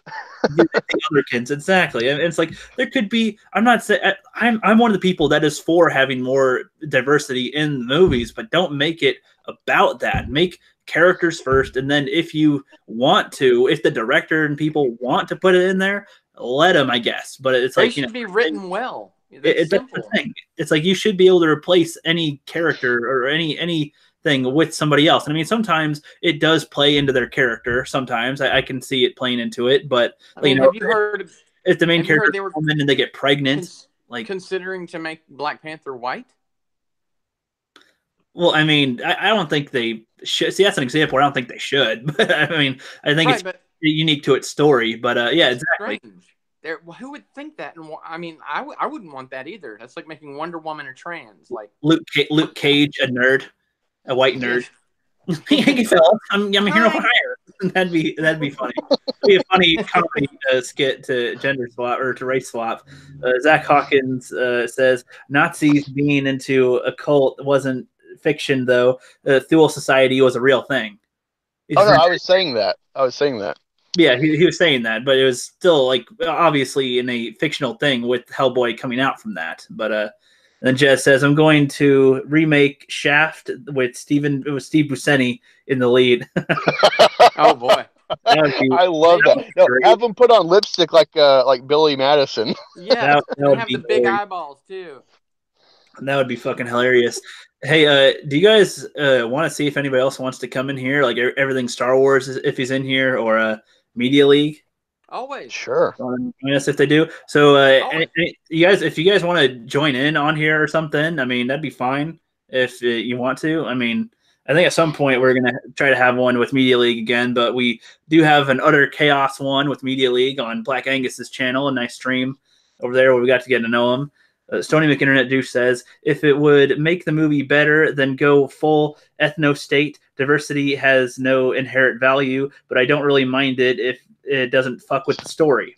Exactly. And I think that's what most normal people want. I mean, we like in my life, like, yes, I'm a whitey. I'm a white boy, a white straight male, the cursed, the apparently the bringer of the apocalypse, according to a lot of people these days, according to us. And it's like, you know, I've never just looked at people and judged, oh, you are black, therefore this and that, or oh, you are a woman, therefore blah blah blah. No, it's like, who are you? Or, if I don't know who you are, yeah, I might go, hey, yeah, the Asian dude over there, you know, see him? Yeah, I mean, if you don't know them, how else do you describe them if you're pointing them out? I mean, it's not rude or racist to simply point out what is there. If I were to say this pen is blue, is that a horrible thing? That's racist. I mean, this pen is a pen. Okay, what kind of pen, or what does it look like? I'm trying to look for it for you.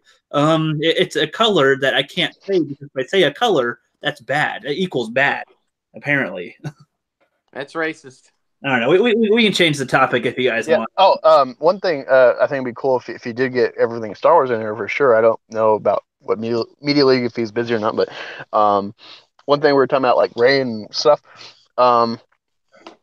Did y'all ever see the spoilers from, like, say 6 months ago? Potential spoilers for the plot of Episode 9 would be that somehow through the Force, like their connection, that Rey gets pregnant and Kylo doesn't know, and so she's hidden this kid that's a product of them through the Force. Pregnant and from then I remember that. And then he's thinking of her in his dreams, and oh shit, that got her pregnant. Oh fuck.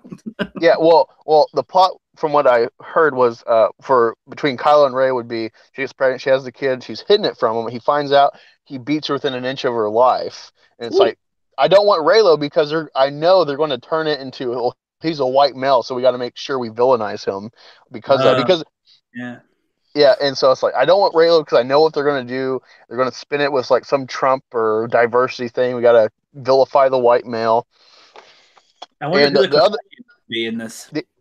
The other part of the spoiler that I heard a couple months ago was that the First Order is actually taking care of business as far as like managing the galaxy. Everything's going well, but the Resistance remnants are like, no, something's bad. They got to find some dirt, like like the NPCs and stuff, and they find dirt on like some water planet where they're like holding a certain race, a certain species of creatures hostage because they get power from them or something. They're exploiting some race of alien species, and so that'll be like the crux of the matter in Episode 9.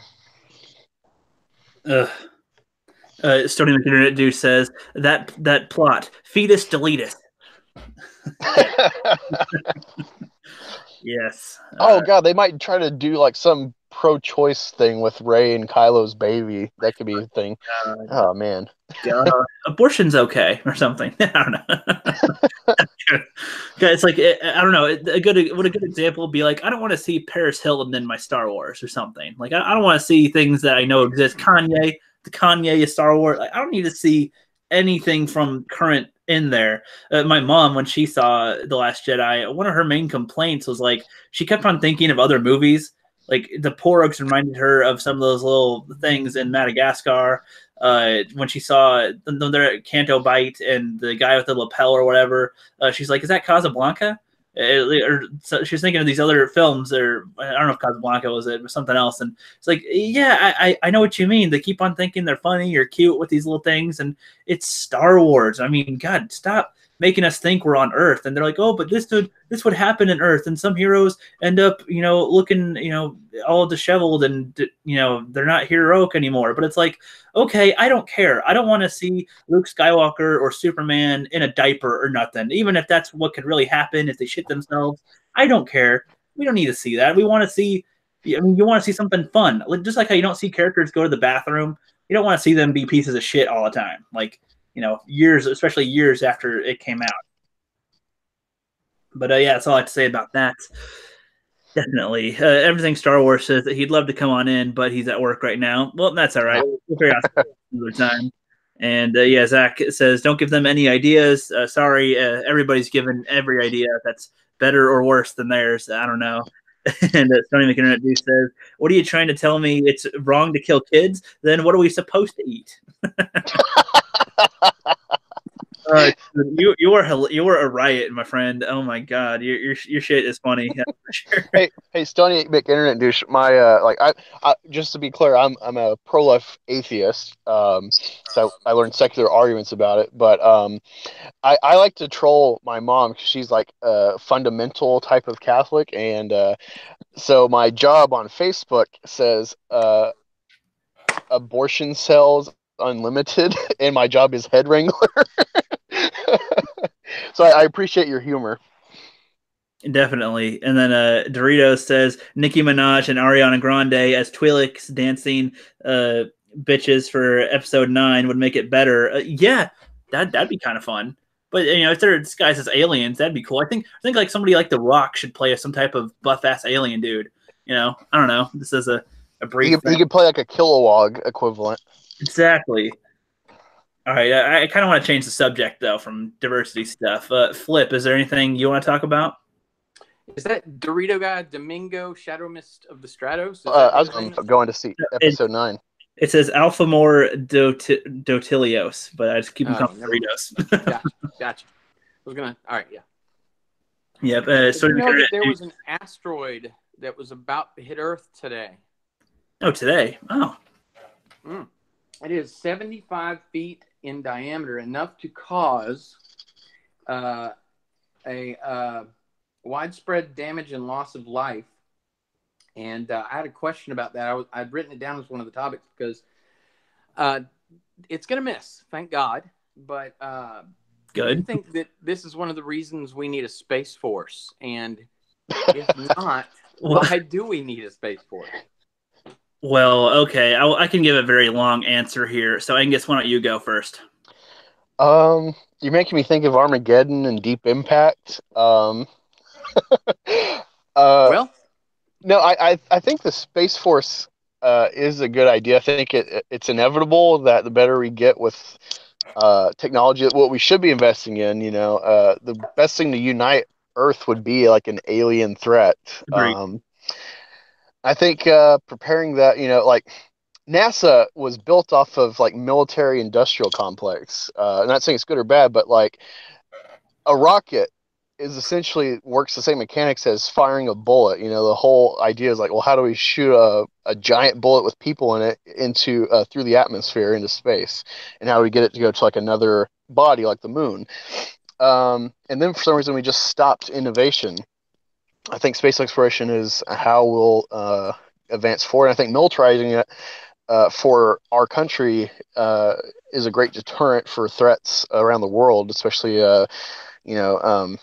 like we have the upper hand against China with our economy being so reliant on them, so we could bankrupt them because we're the main purchaser of their products. But they have the manpower to overwhelm us, and so it's kind of a Persian versus Spartan idea of quantity versus quality.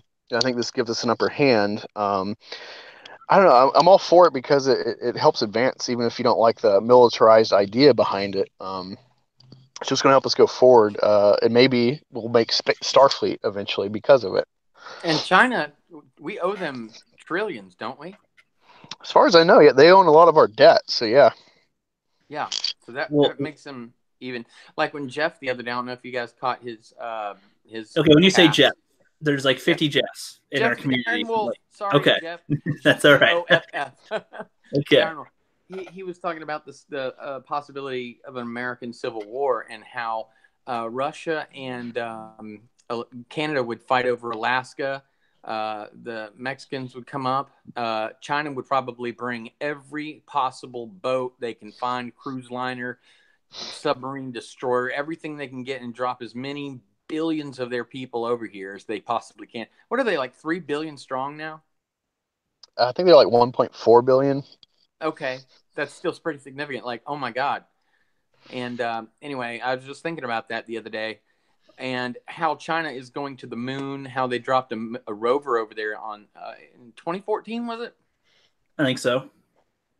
Yeah, and I don't know, if we went and had this Space Force, which I'm all for also, Angus, what do you think, the rookie?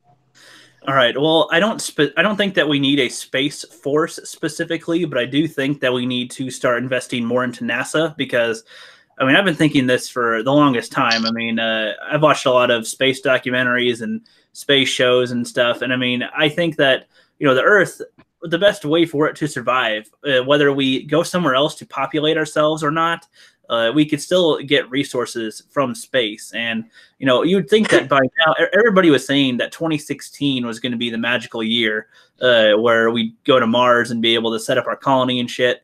I'm not sure that that happened. Probably some delays. I don't know. I mean, we should be trying to get onto asteroids or to anything else. I mean, that asteroid that's coming toward us, they should have some type of mission ready to like board that shit and get materials or something. That would be great if we could.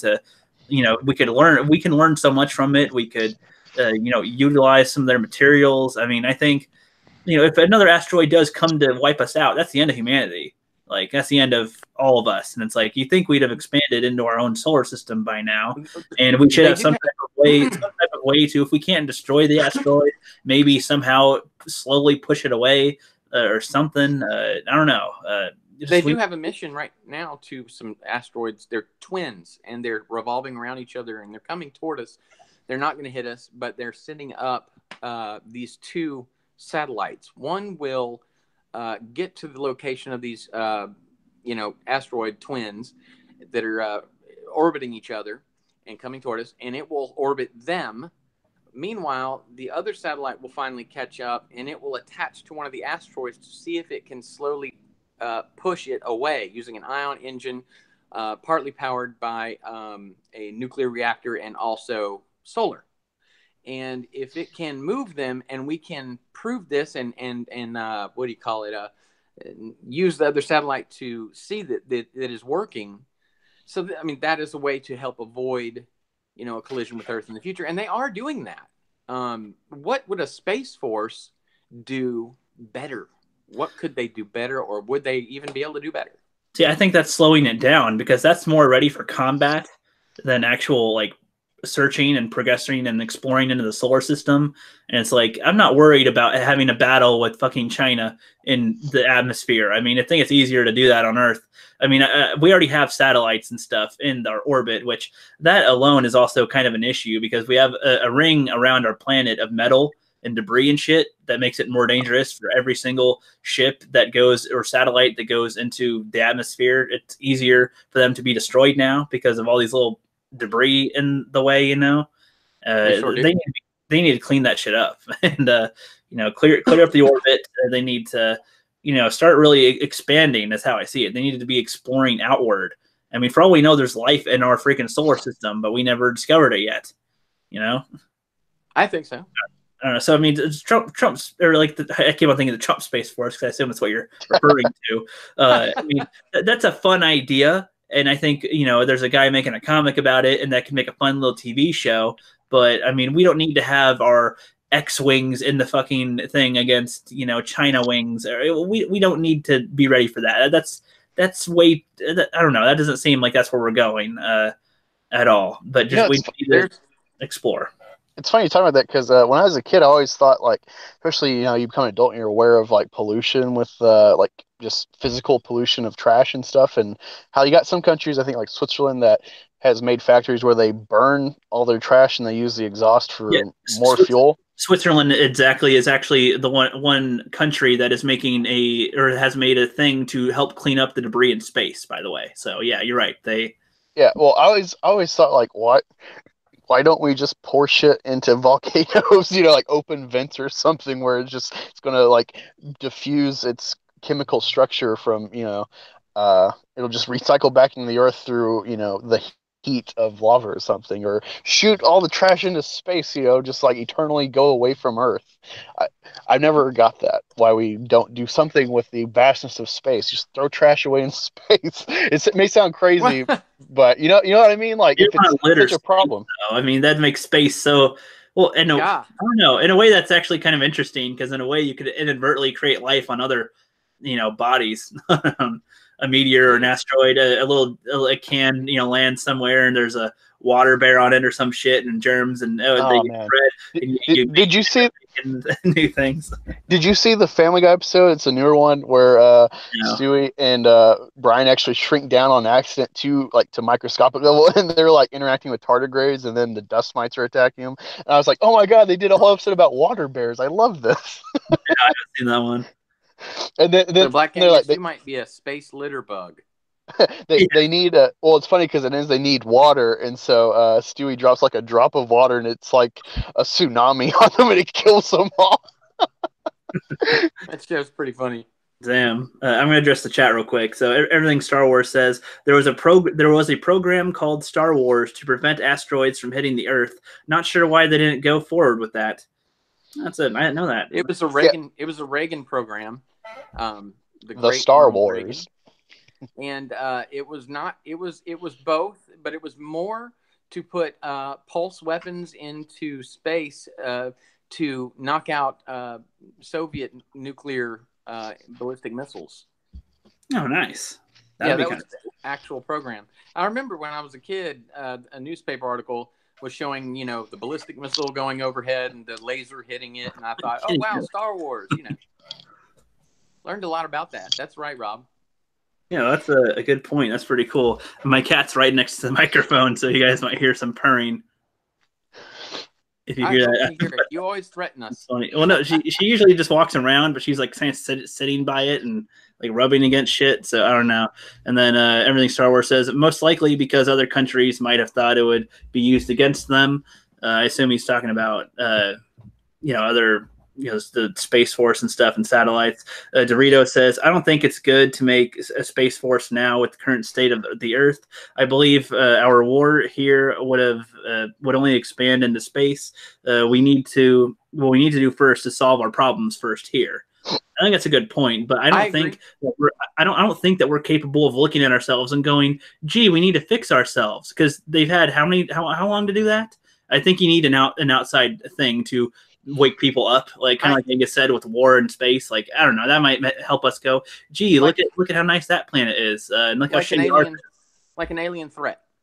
Yeah, like, come on, Grays, you pussies, come on, give us a reason to unite, something. Yeah, just send a couple ships to attack, and we'll all band together and try to fight back. And then everything Star Wars says, Doubt sounds like Ron Howard, but looks like CM Punk. I don't know. I don't know who CM Punk is. I don't either. Okay. He said what now? He said Doubt sounds like Ron Howard, but looks like CM Punk. My real initials are CM. So that helps. That's crazy. Stoney Make Internet Dude says, it's a good idea to colonize other planets. I agree, man. That is what we need to do. Even moons. Like, the moons in our solar system are more habitable than the planets. So we should definitely look at those. And there's like hundreds of moons in our solar system. So we should... Large enough to be planets, actually. Yeah, basically. Yeah, I don't know why we're not trying to melt Europa and see what's in their ocean. That's what I was saying, too. I mean, for all we know, there's life forms under their ocean, but we can't tell from space from that. We need to actually go on there and mine. And then Zach Hawkins says, assuming that there is a space force in the first place, riddle me this. How does an atmosphere exist next to a vacuum with no barrier? Well, that sounds like a flat earther question. I don't know, man. That's I don't have all my space knowledge in my head right now. Oh no, you go Well, ahead. there's an electromagnetic barrier. I will say that. I mean, for the sun's radiation and such, Right. it's because we have an iron core. I mean, does that answer the question? Right, well, okay. Well, I think part of it too is we can terraform planets, like Mars, for example. We'd have to. That would be easy to terraform because we just pollute that shit and make an atmosphere. I was going to say that. Do what we're doing. That's easy shit, and then we can melt their caps and make water and have oceans. I mean, it'd be kind of an easy task on Mars. The only issue I think would be the winds and the storms, maybe. Olympus Mons has the biggest volcano, but I think that's inactive. I don't know how they can really tell that from space. But one of them is actually active. One of those three large. Huh? Yeah, I heard about that. That one of them is active now or something. Could be. Yeah, one of crazy. And because of the winds you're talking about, it's spanning the entire equator. Not the equator. What's the other one? Prime meridian. All the way up the prime meridian of. It's Mons. I don't remember the other ones. Yeah. I don't remember its name either, but I saw it on Secure Team 10.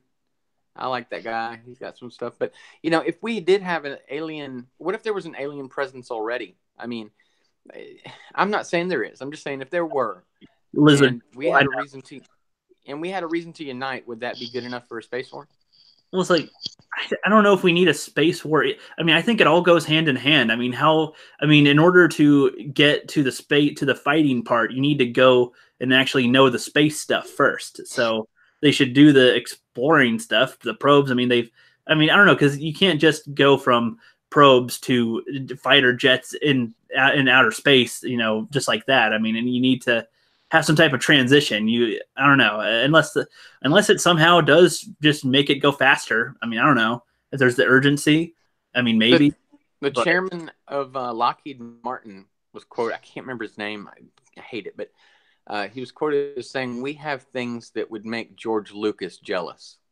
I bet, you see, and for all we know, they're already way ahead of us, and we're just learning about the possibility of that now, and they're already like halfway done. Like, for all we know, like, I mean, what do we know really? And then right, Jez Oldfield says it's a shame NASA doesn't get the funding to do anything. I agree, big time. And Sony McInternet Do says so we could with this to push the meteors toward our enemies instead. Yeah. Ooh, nice one. I like that idea. Good one. Oh, wow.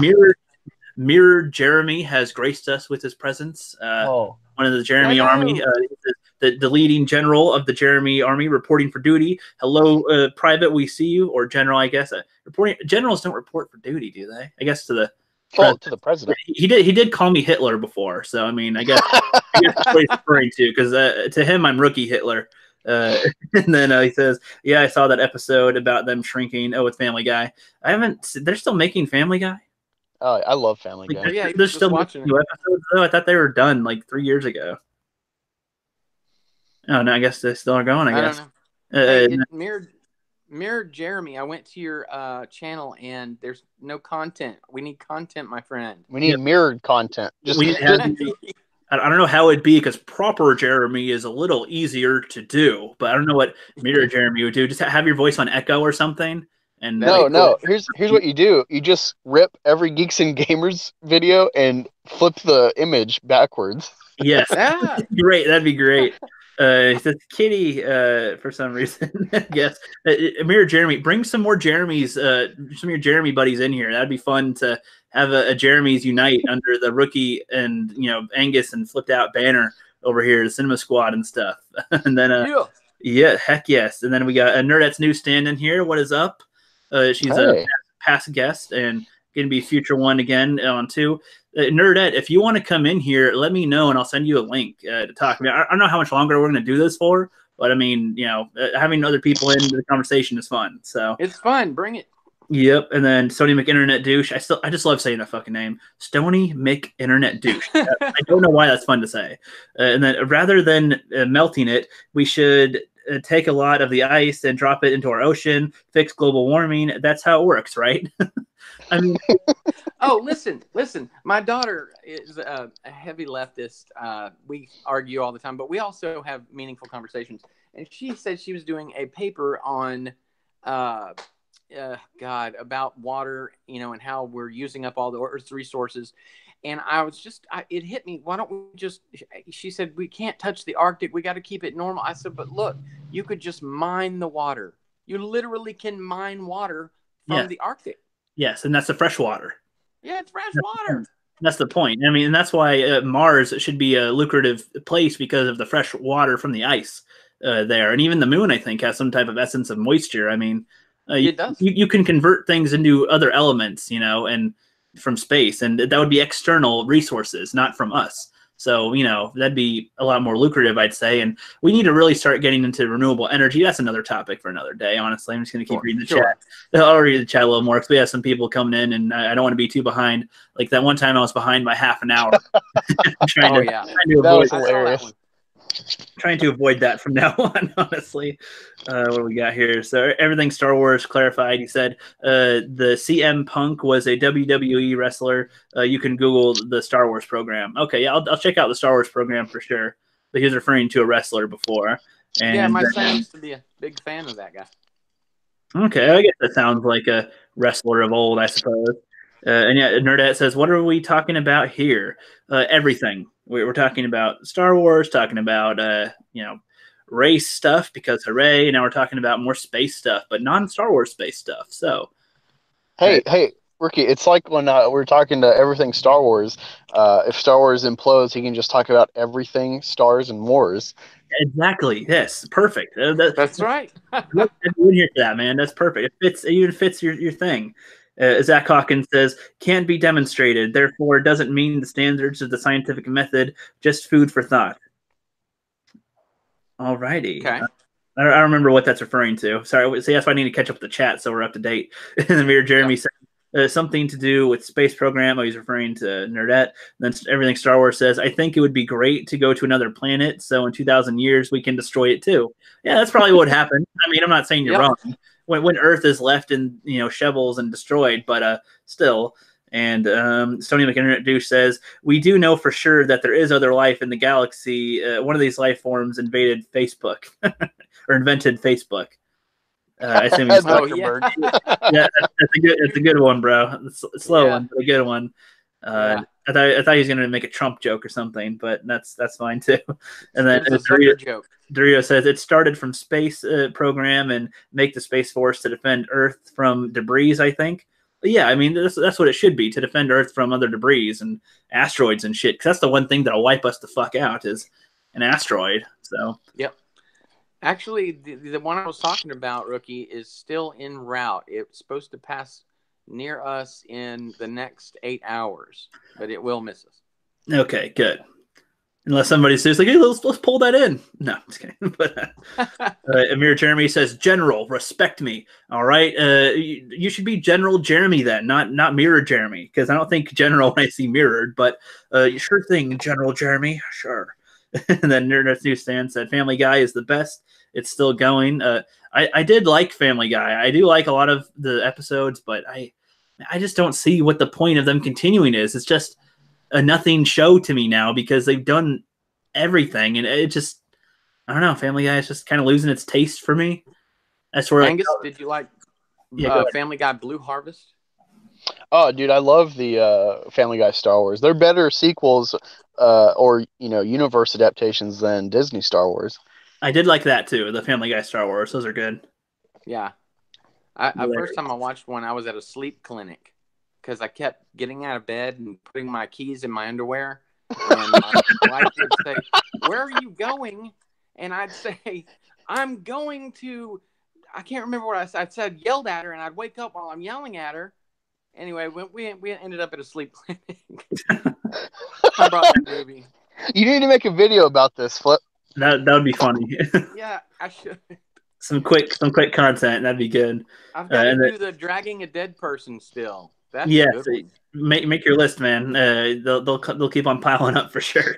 Oh, I'm taking notes. Anybody has a good idea, please let me know because I'm constantly freaking out trying to have good ideas. Yeah, Flipp likes to do skits all the time, so give him ideas. I'm pretty sure you can come up with something.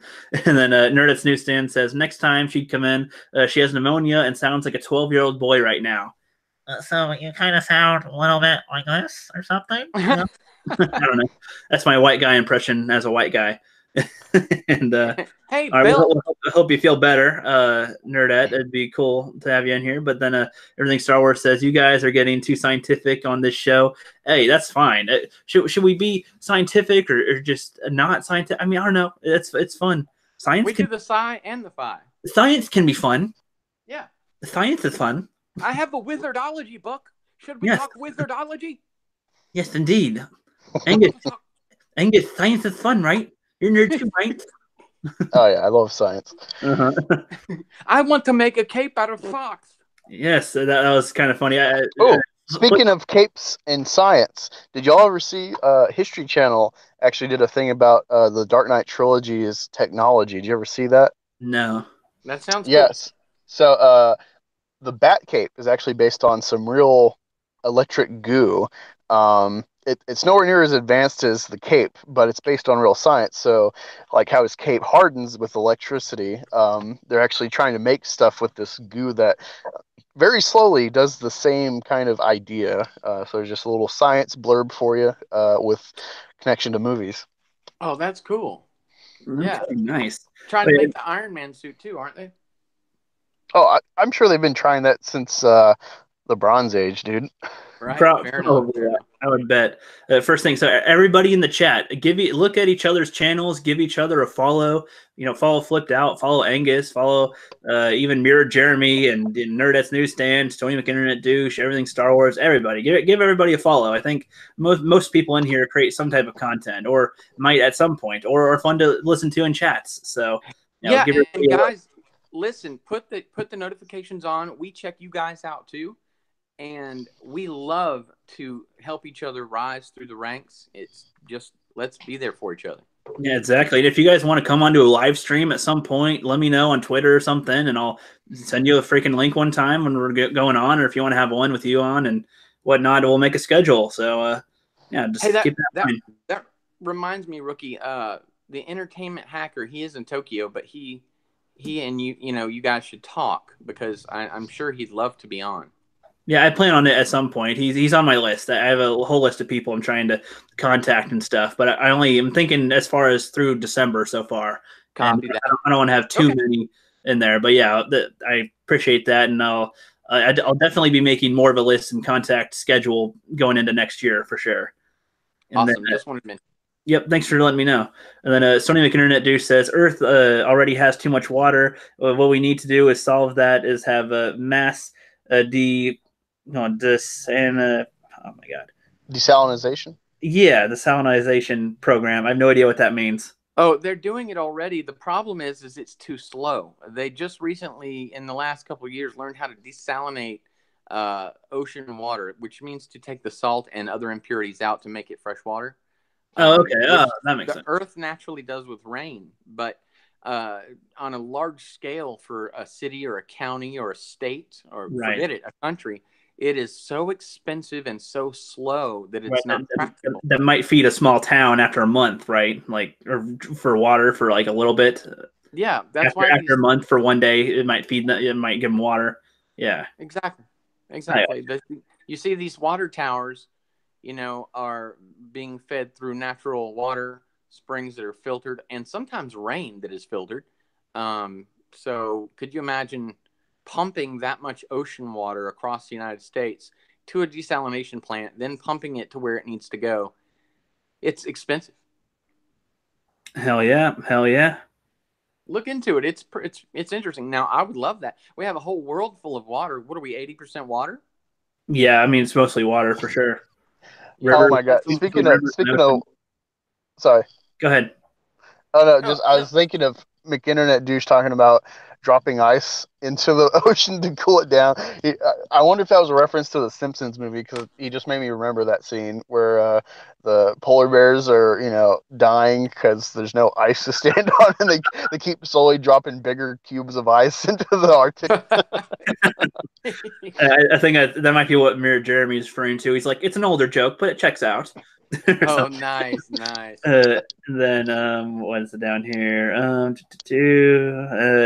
Zach Hawkins says there were naval vessels in World War II that were specifically for desalinization purposes. Why is it never expanded on? You just explained that pretty much. And then Right. Nerd at Newsstand says, thanks for the sub, everything Star Wars, sub back. Yep, everybody check each other out, definitely.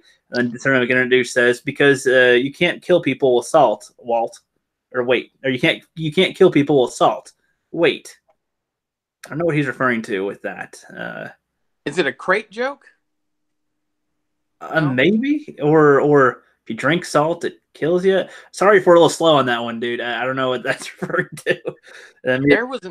There was an old Jackie Chan movie. Well, it's not really old. I guess from the '90s, late '90s, where the MacGuffin was this weird chemical reaction they've created for water, and this Asian company wants to sell the world their water, their bottled water. And what this bottled water does is it makes you more thirsty because of a certain chemical of salt, a mixture of salt in it. That's what his joke kind of reminded me of, because it kept killing people instead of working, you know. So you get more thirsty and buy more water. Okay, I guess that makes sense. It was a bad movie. Yeah, I hear you. Mirror Jeremy says, well, if YouTube did have their stupid name change rule, the deed would be done. I'm not sure what that's referring to. What is that rule? Yeah, tell us. You can only change your name so often, every like 30 or 90 days. Oh, he's referring to the general. Oh, I got you. I didn't know they had a rule like that. I thought you could just change it whenever you wanted. Yeah, I was originally Black Angus 4. So yeah, it's not as clever. I like the reviews part better. It makes me think of movies, at least when you say reviews. And then everything Star Wars says, we can make life on Mars. Since we have so much water, we can just take it and start life with it. I mean, yeah, technically, we could just shoot a spitball on Mars and boom, create life practically. So that's not a bad idea, honestly. And then talking about what? He's saying how water. He's saying how water, contains life. Like, you put water on Mars, boom, we got life. He's saying how we can create life. Yeah, you'd have to warm it up, but yeah, I mean, yeah, there is actually a large amount of methane, and you know how methane is primarily created in biological beings, and there's a large amount of methane on Mars. I look at a lot of space stuff. Anybody out there in the chat, if you know what I'm talking about, but there's a large amount they want to. And as a matter of fact, late November, they're dropping yet another rover on Mars. It's already almost there. And it will be studying the methane in the atmosphere. So are there biological entities there now? That's a good question. But yeah, added water, warming up the place. Yeah, you could easily create life, I think. Yeah, I mean, I know you go on, Ricky. No, that was it. Just go ahead. Oh, I was going to say, yeah, I always have this argument with my mom because she's a staunch creationist in the sense of, spontaneous life and God and all that. And I showed her, because she talks about, being a nurse and stuff, which to me is being a doer of science. The Uri Miller experiment proved, or at least shows evidence that life can be spontaneous if you have the right conditions and the right chemical makeup in the atmosphere and enough heat or electricity. So, you can at least start the biological groundwork with lipids that end up becoming DNA strands, which end up becoming, cell walls and everything. So it's funny that you bring up the creation thing for a sec, because it just makes me think of how, like, a lot of people that don't believe in evolution will say, like, isn't it kind of dumb how these people think that, the DNA and stuff is so complex. That'd be like having a junkyard be in a tornado and then form a fully functional jet. And they're like, obviously somebody just magically created it. It's basically what the alternate is to what they say when they respond when they use that example. What's the alternate? So it's either these random pieces in a junkyard can form a fully functional jet, or somebody just created it. Okay. I guess for evolution, like, so either, all these random life form things happened out of nowhere and came together and evolved, or somebody just boom created it. It's like, well, that's not really. If you're going to deal with what's more plausible, I'm still saying the one where the jet comes out, because that's at least something that could happen. I mean, that you could think could maybe happen. I mean, it's unlikely and very small odds, but I think that's more likely than, hey, the floating thing just poof, just made some stuff. Okay. Well, you can watch mold grow on a turd. I mean, no one created it. It just created. I mean, I'm not saying that's how humans were made, but somebody had to make the humans. Someone had to make the people that made the humans, and so on and so forth. Infinity, I don't know. Yeah. Anunnaki. Yeah, I'm not trying to make it religious or nothing. No, just a funny thing when he mentioned creation for a sec. And then Stony McInternet Dude says, methane, isn't that explosive? Are we going to blow up Mars? I don't know. Are you going to light your ass on fire the next time you fart? He called the shit poop. That was weird. Shit poop. The one movie or one of the few movies of Adam Sandler that I like. Oh, hey, anyone interested? I actually that's the thing I have written down on my list. I want to do a video about how Billy Madison would never get made today. Most of Adam Sandler's history books wouldn't get made today. I mean, most of his old movies, honestly, I would say. Then, so everything Star Wars says, plants, they are living, and without them, we can't survive. No oxygen. We start by bringing tons of water and start plant life. Once that happens, we can thrive there. I think he's talking about Mars from before. Oh, yeah. Yeah, pretty much. I mean, that's part of it. I mean, they'd have to start in an isolated area, but yeah, it would all come together big time. It'd have to just be warmed up. And, I mean, two things, warmth and liquid. And time. Yep. And time. Yep. And time. Exactly. All righty. Anything else you guys want to talk about? No, I got everything out that pertained to our main focus with Star Wars and stuff. Maybe Flipp Doubt could just give us maybe a background to his channel or something. Well, yeah, do it again since we have more viewers in here. Yeah, go ahead. Well, I'm not really sure what to say. I just started 5 weeks ago, but I've already almost have 20 videos, very close to it, if you count my welcome video.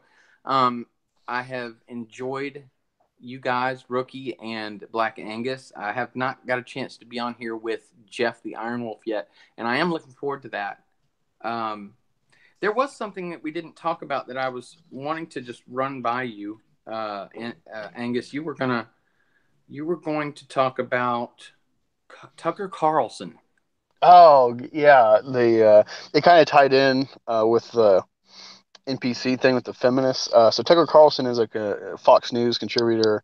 Well, he's an anchor, and somehow Antifa found his house, and they were harassing his house and stuff, and complaining about racism and fashion, how he promotes it or something, which is totally untrue.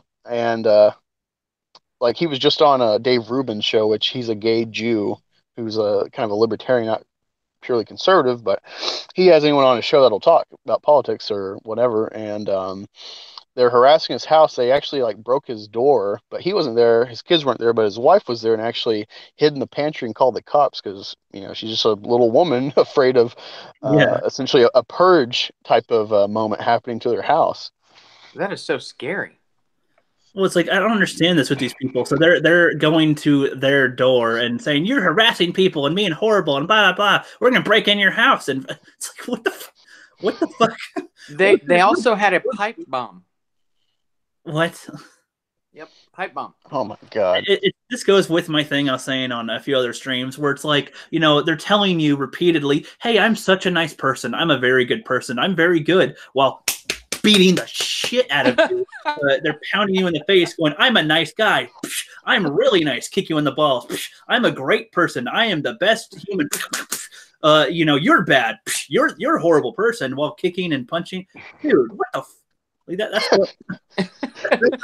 it's like that guy who is a male feminist, and they were at a pro-life versus pro-choice rally, and he is fighting the fash by kicking a woman who doesn't agree with his politics because she was you know, protesting abortion. He was protesting for it, and he ends up kicking her when she's recording him. Yeah. Yeah. I saw that. It's such a dumb I can't even. I don't get that at all. It's ridiculous.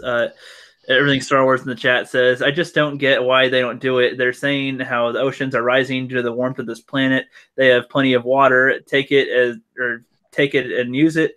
The only issue would be the weight. Yeah, he says that, and Sony Internet Dude says, "I can give you warmth and liquid from one source." I'll be gonna try to read that before you went on that one. And everything Star Wars is leaving. So have a good one, man. Thanks for dropping by. Yeah, I want to tell you guys a joke. I don't know how appropriate this is, but go ahead. My daughter and I. Huh? I said, don't hold back. Go ahead. All right. Well, it was more uncomfortable for my daughter, but we were having breakfast this morning, as we do every year on this day, and she. Hey, happy birthday, by the way. Oh yeah. Thanks, man. Thank you. Happy birthday. How old are you? Happy birthday to. I am 29 and holding for the 20th year. Yeah. Oh, okay. I was say you have a 19-year-old, don't you? I'm 29 and holding for the 13th year, so whatever that is. I'm 45. Okay. I don't care. Okay. But we were at good old Waffle House here in the state of Georgia. You got to eat Waffle House, man. But we were having breakfast in one of those, and she said, "By the way, I just want to thank you for having me." And I said, "Well, thank you for bringing me." And she goes, No, thanks for having me, you and Mom. I said, "Well, I don't know about your mom, but it was my pleasure." She did not react well to that. It just kind of slipped out. Flipped out. All right. Yeah, it was fun. That's great, man. Holy shit. Yeah, I'll see if I can get you on the next Cinema Squads on my channel. I think we've done this will be like our third or fourth episode. It'll be episode 4. Or fourth well, one. It'll be episode 4. We've had episode the first one was Jeff and Jeff podcast featuring me, and then we became the Cinema Squad. Yep. And then we had a episode 2.5 before episode 3. Okay, yeah. So I think we've chatted enough between the three of us to start bringing on guests now. I would say definitely to spice up the conversations a little. Really enjoy it, guys. Yeah, no problem. You're chill to talk with, so it's good. Yeah, you're not. There's always something you can say, so that's good. I like to think so, but that's cool. You guys too. And your space knowledge is also welcome because I love talking about space. So heck yeah, guys. That's the cool shit. Woo-hoo. Definitely. And yeah, everybody's wishing you happy birthday in there for sure. What's funny, I'm 24, and I feel like most people I talk with on YouTube is like over 10 years older than me. Well, you're a mature person. Yeah, I appreciate that. I don't like to be lumped in with the generation that I'm a part of, really, because no, I don't feel like I identify with that at all. Because a lot of them are from the left coast. Yeah, well, and it's like I was kind of leftish, but now I'm really more centered, and it's just like, I mean, just go with whatever the hell seems logical in the moment. Yeah, I'm kind of on the libertarian side with you. I'm so glad that we got Michigan and Utah to accept the legalization of marijuana as medicinal purposes, and Florida gave rights back to drug felons to vote, allowing them to vote now. I mean, if I was one of those drug felons, that would have really upset me that I lost my right to vote based on a joint, being in trouble with a joint.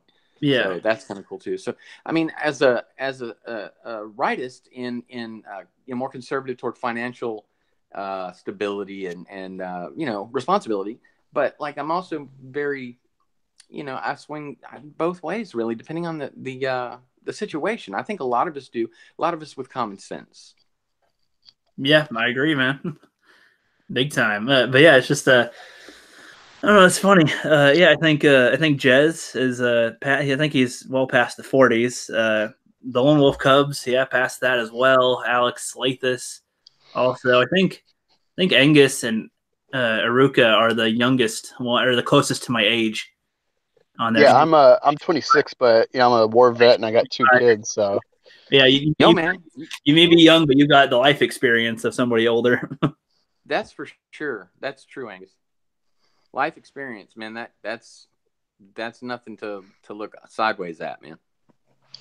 Yeah, I think that's also part of the current culture today, where a lot of people that don't have any experience are giving all their opinions on what they think should happen and whatnot. Which, I mean, yeah, I think everybody should be free to give it. Like, I give my takes on films and stuff, but I knowingly admit that I'm not a professional. Like, I'm not going to claim like, you should listen to me for sure. I'm the fucking rookie critic. Like, I'm not the grandmaster, mastering a films critic or some shit. Like, I'm the rookie. I'm giving my rookie take on shit. A couple of regular guys with opinions, like it or not. Exactly. And I mean, sometimes people that may not have the experience, they're saying the right shit. Sometimes. And what's cool about these is we're like willing to hear anybody else talk. Like, I like how you go through the chat and you really do stop and you really do talk to people. That is part of being a good listener is listening. Yeah, exactly. Thanks. I appreciate that. I'm trying to get a lot better at reading the chat too, because sometimes it flies by when certain people are in it, and I'm like, oh shit, and it's like trying to keep the conversation going and stuff. But it's getting a lot easier lately. It's a good problem to have, guys. Good problem to have.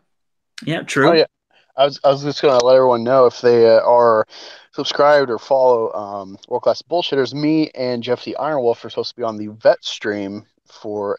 I always get the days mixed up. It's Veterans Day coming up? Not because Memorial Day was when Solo flopped. It's Veterans Day on Monday, and you're doing the stream tomorrow, 8 p.m. Eastern time, right? Yeah, I think it's at 8. I'm not sure how long or when I'll be on, but it's supposed to be just a full vet stream with. I'm assuming just Jeff Hicks, but it might be all the bullshitters. It's probably just Jeff. I prefer just Jeff because they're fun to listen to together, but I don't really care to interact with all of them. I want to talk with Dion and Kendo and shit. Maybe Dion and Kendo. I'm not really a fan of Nick Utam. He doesn't really add anything to me, in my opinion. Right. I got you. He's not a bad guy. Just I think he's probably the weakest link in the quad. Maybe they can get Cecil in there. Oh god, if they got Cecil with us, that'd be so great. That would be funny. I did. Cecil has acknowledged me sometimes, so I mean, I could see if he wants to come in at some point. I mean, I doubt that he would really, but I mean, who knows? He does a lot of shit, so I don't know. I think he goes everywhere. I feel like I thought he was a ghost of the live streams because he's just like, oh, he's on EBS's one, and then he's on someone else's one, and he's on someone else's one. He seems to just come in when they don't want him to. They're like, oh shit, he's here. Oh my god! Speaking of Cecil, dude, I watched your first Fandom Menace video with the DJD show animation. Yeah. Oh my god, that was hilarious when they had like the Jedi Council thing with Jeff Hicks being the big Wookiee looking thing from Rogue One. Yeah, and I love the that. the frog jet, and then he's like a Camino, and he's like, may I interject? And EVS is like, oh fuck, get him the fuck out of here! And I just died. This is one of Rookie's videos. It was a DJD show. He said he didn't make it all himself, but he did the audio or some of the audio, I think. Got the edited clips, and somebody else did the animations for it. It was like a cartoon one on the DJD show, and I featured that in my Fandom Menace video where I showed a lot of people's opinions on Star Wars and some projects that people have done on their own. So, wow, gonna check that out. Yep, no problem. I'm gonna probably make more Fandom Menace videos in the future, but I'm kind of waiting for more stuff to pile up. And every time I want to start, there's like some new shit with the Star Wars news, and I'm like, oh, that's kind of important to mention. So I'm waiting. The trailer, the teaser trailer for Episode 9 should be dropping at the Super Bowl, so that's not too far away. Oh, February. Oh god, I just have no enthusiasm for it. I mean, I know I'll still probably see it, but it's just. God, really, honestly, if they had a better attitude selling it, I wouldn't feel as, I'd be more inclined to go see it again or to try to go see the movie if they were like, more nice about how shitty their movie was. Yeah. Instead of, you guys are assholes. Like, if I made a sandwich for you guys and then you guys like, that really wasn't all that great. Like, fuck you, you're a Nazi, you're stupid incel. Like, and I expect you to come back and still pay me money. It's like after I call you and insult you. It's like, no, bitch, I don't really think I want to now. I would have given it another try if you're like, okay, I'll go make you another one. Or, I'm sorry you didn't like it. It's what we got. Sorry. That'd be something. But no. Yeah. Oh, sorry. I was just gonna say when we were talking about that earlier about excitement or gonna go see it, I was gonna ask Flip about his opinion. But for me, I'm going to do what I did to Solo. I'm going to pay for a different movie a couple weeks later. I'll make sure someone else gets my money that doesn't crap on their fans and take full advantage of Disney. You give it to Illumination Animation. No. Yeah, I'm going to do the same, guys. And I happen to have this one link that I'll be glad if anybody wants to message me. And by the way, it's not easy to message in YouTube, but if you can figure it out, you can drop a link to message and I will be glad to respond to you. But I have this link to any free movie, and it's one of those links that is really, it's valuable to have. Well, that's cool. Yeah, it's current too. So if it just came out yesterday, it's already up. Oh, sweet. Damn. And it so works. So could I go see Overlord for free and not give JJ money? You could see it tonight. Yes, I'll send you the link.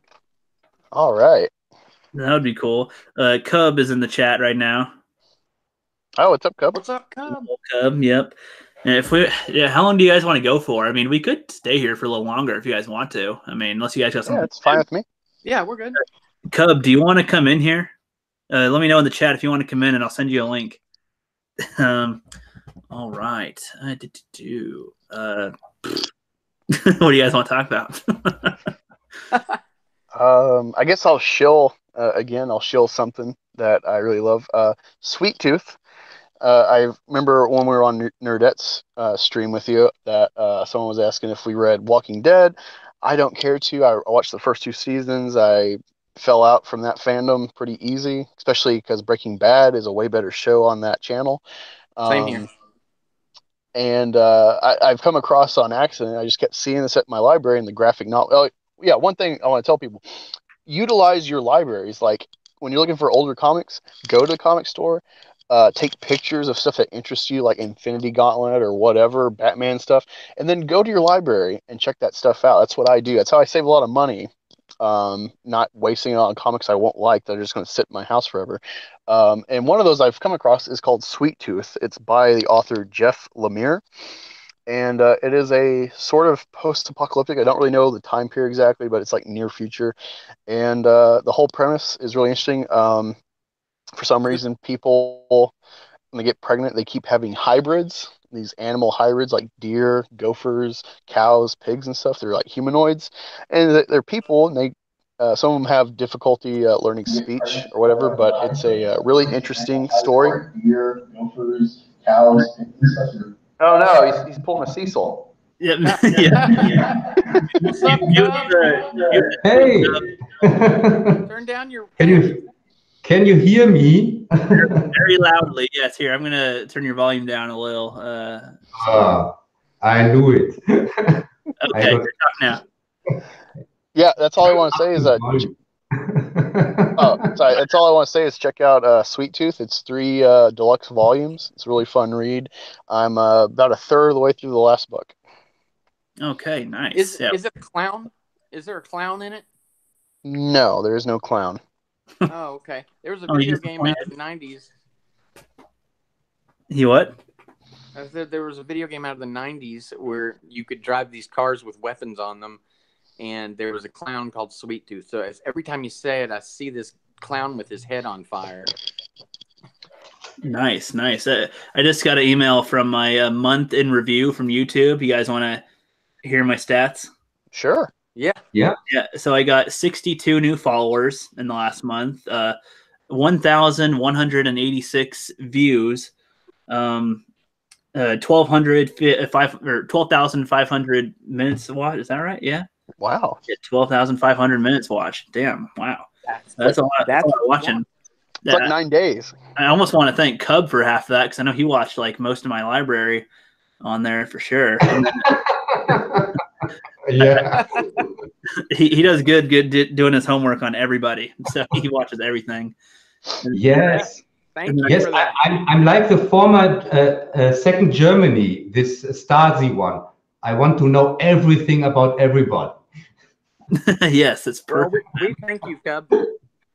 Yep. And then I got 238 likes, and it says 2,600 comments, but I wonder if that counts my own comments or replying to people.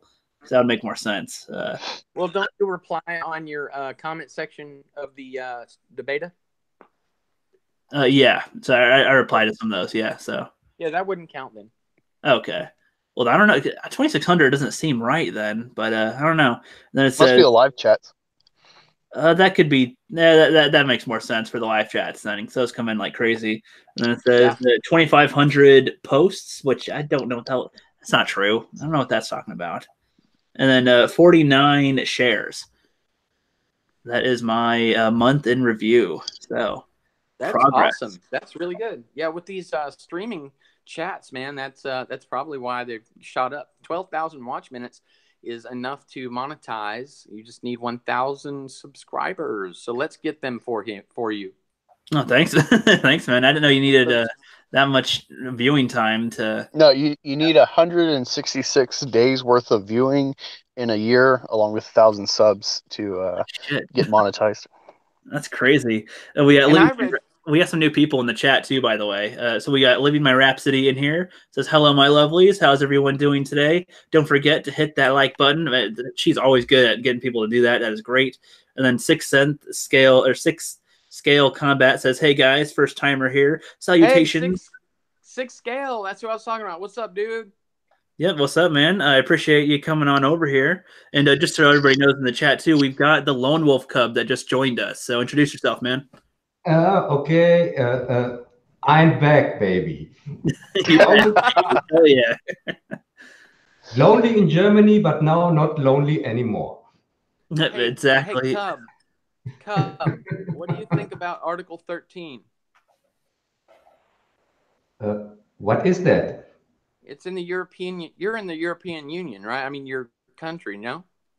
Yeah, and it's from the Union. An Article 13. What does it say? It's a new copyright law that they're passing in the EU. Yeah. They are protesting against that. They wanted to make that half a year ago. There were rumors about it, or a year ago, and now they made it. And I heard it has yeah, go ahead. It's not fully law yet, though, right? It's still got a few more steps to go. Yeah, but I think they will make it will pass because they are all corrupt bureaucrats in the EU. Oh, they don't care for the people; they just care for themselves. That's crazy, man. That's got to be pretty scary for you because it's going to limit what you can use on videos. No. Yeah. It's just like that. And it's not the only law. We have here in Germany a law in one of our states. It's called Bayern, and it allows the police to arrest everybody without any reason for 3 months. Wow. And this thing passed in one of our states, and now they are thinking about to pass it through the whole country. Wow, that's Yes, that's 1984. It's fascism. It is fascism. It is fascism. Yeah. Even the police themselves said we don't want this law because when this law is practicable, nobody trusts the police anymore. I wouldn't either. I was just speaking with one of our new viewers. He's in the chat right now. Sixth Scale Combat. He's the one I learned this about. The Article 11 and 13. It sounds really bad. I guess you'll be chatting a lot more, though.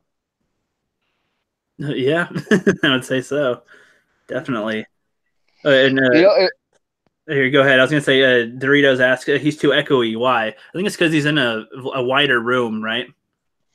Yeah, that's right. I'm here sitting in front of my camera in a really big room. Yep, so that's why there's an echo. Yep, go ahead, Angus.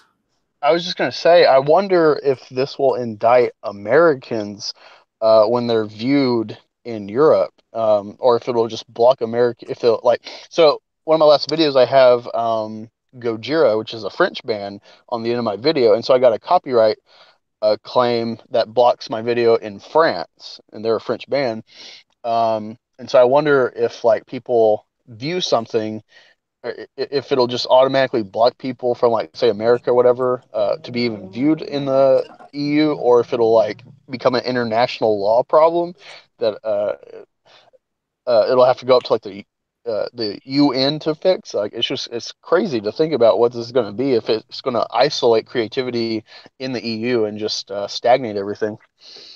Yes, yes, it's just to control the people what they are talking about. If you talk about something not relevant, like art or something like that, then it's okay. But if you talk about politics, they can censor you, and that's just for that. It's just to censor people. They could slander you? No, censor you. Oh, censor. Censorship, yes. Yeah, that's It's what that just is. for that, nothing else. That's crazy, man. It's crazy. Yeah. Sad state of affairs. That's the sad state of affairs and it could affect the United States. That's what really scares. Well, I understand the predicament you're in, and I do feel for you, but it does make me think what could happen here. I mean, if it could happen somewhere else, it could happen here. Yes, and it's really crazy. They use the EU to undermine the laws in the countries. We have here in Germany or in France or where else we have laws. They can't get this 1984 laws through, so they use the EU because EU law is higher than the law in your country. It's like what we call the federal level, right? Yes, and the EU people are not elected from us. What? they make laws for us, and they are not even elected from people in the EU.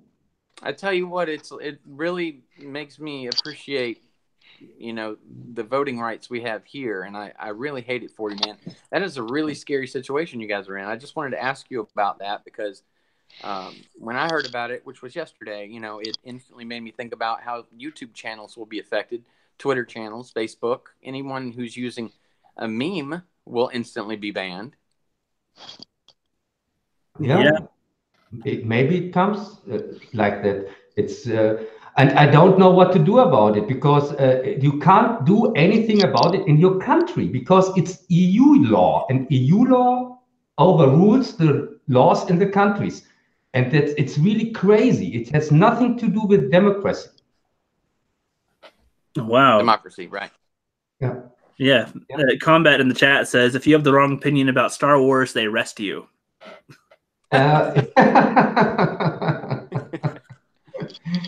Yeah, it's the Ryan Johnson law. Now we have to see part 3, part 4, part 5. His new trilogy. Exactly. Then Doritos in the chat says, I think the time for people to rise again is coming if this keeps up. I think we've been seeing that in a way, just for the wrong reasons sometimes, people rising up in America, but over petty stuff rather than the actual important stuff. Right. Like this. You didn't see conservatives rioting the streets the other day when we lost some of the House, Right. I mean, I think that's good response, though. I mean, you don't need to riot the streets when something doesn't go the right way for you. But agreed. Yeah, but I don't know. I mean, I feel like people will go, "Oh, you said something bad about a woman. Well, we're just gonna march in the streets." It's like, well, okay, I know that, and you might not like that, but it's like there's real things going on. I mean, I don't know. I don't want to get on that, but just to be quick about that, like before, like feminism became an everyday word people were talking about and putting in articles about movies and stuff. Like my thoughts, just as a young dumb kid from Oklahoma joining the army initially and being confronted with different views, is like kind of this rational view of like, you complain about like Twilight is the worst thing for feminism since the sandwich, and yet you don't talk anything about like what happens to women in Pakistan or Iraq or wherever that woman got shot in the face for protesting to get girls to go to school. Wow. Damn. Yeah, you don't see that. No. Not in the States. No. Well, it's like I think you could still protest things. I mean, just because there's things happening somewhere else that's worse doesn't mean you can't have an issue with things here. But I mean, I feel like the motivation behind it isn't the same, or the goals that they want out of it, don't make any sense the way that they do it. Because it just, I don't know. We had JP4 here. What's up, buddy? He's I think he's been following since a couple streams ago, so he's a welcomed guest as well. Yeah, What's up? I plan on, honestly, at some point, because with the rookie corner, I usually want to have like a one-on-one and have, Angus with me as my co-host while we get to know the guy for a little bit. But then after like over an hour, I think I want to start inviting some other people in too, so we can have like just a big chat, big group, I like that because you can bring more into the chat and also to the chat stream and get to know more people. That's kind of what I want now. And I think Cub was bringing this up a long time ago, how, he thinks that if world-class bullshitters and them would do that more often, it'd be more interesting, right? Yeah. It's really as in small scale, world-class bullshitters. Exactly. And I think, like I said, we'll be expanding soon too. I think we'll be getting a lot more. I mean, in the last week, I haven't even tried to get new subscribers, but I got like 10 new subs. But I lost like 5, and then I gained 4, and then I lost 3, and then I gained like 10 more. It's like, okay. Yeah, do we have a Jeff? What? Do we have a Jeff like World Class Bullshitters? Yeah, that would be Jeff. Yes. Jeff the Rookie. Oh, perfect. I'm the Rookie and the Cookie. Yeah, we need a stream with the Cookie Critic. Do you think he has sometimes time? It would just be me on camera going, I haven't tried this before. I'm going to try it. Hey, Jeff, man, I hated when you poured that Red Bull out, dude. Dude, it tasted just like, it tasted like Mountain Dew with some, I don't know, it just didn't, no, I didn't like it. I mean, I could have swallowed it, but I was just like, nope, I didn't want to try. Red Bull, is it? Oh, go ahead, Flip. Did you pour it out? Oh yeah, I poured that down the drain when I was done. Yeah, you would have liked it if you hadn't ate it with donuts. I mean, maybe, but I don't know. I'm a soda guy, and the Red Bull just is always like, oh, it's the best shit, and it was just, I don't know. Okay. I just didn't want to take it down. Red Bull tastes like gummy bears. It's really awful. Yeah. Oh, well, this where I work at, a casino company, event company, right next door, there's a food distributor. And we were doing training for a bunch of new dealers the other night. This guy brings over 4 cases of an Italian energy drink made of honey and sugar. What? That sounds amazing. That sounds good. It was pretty good. It's called Be Bad. Like Bad. Be Bad. Is it Be Bad or Be Bad? 2 E's. Yeah. It should be 5 B's or 2 E's. That'd be good. 5 E's. Okay. Anyway, we were jacked up. Do you know why it's called Red Bull? Because it makes you fly. I have no idea, honestly. And that makes no sense either. How they say it gives you wings. I have no idea. There is something from a bull, from a real bull in this drink. And it's from this taurine. It's called taurine.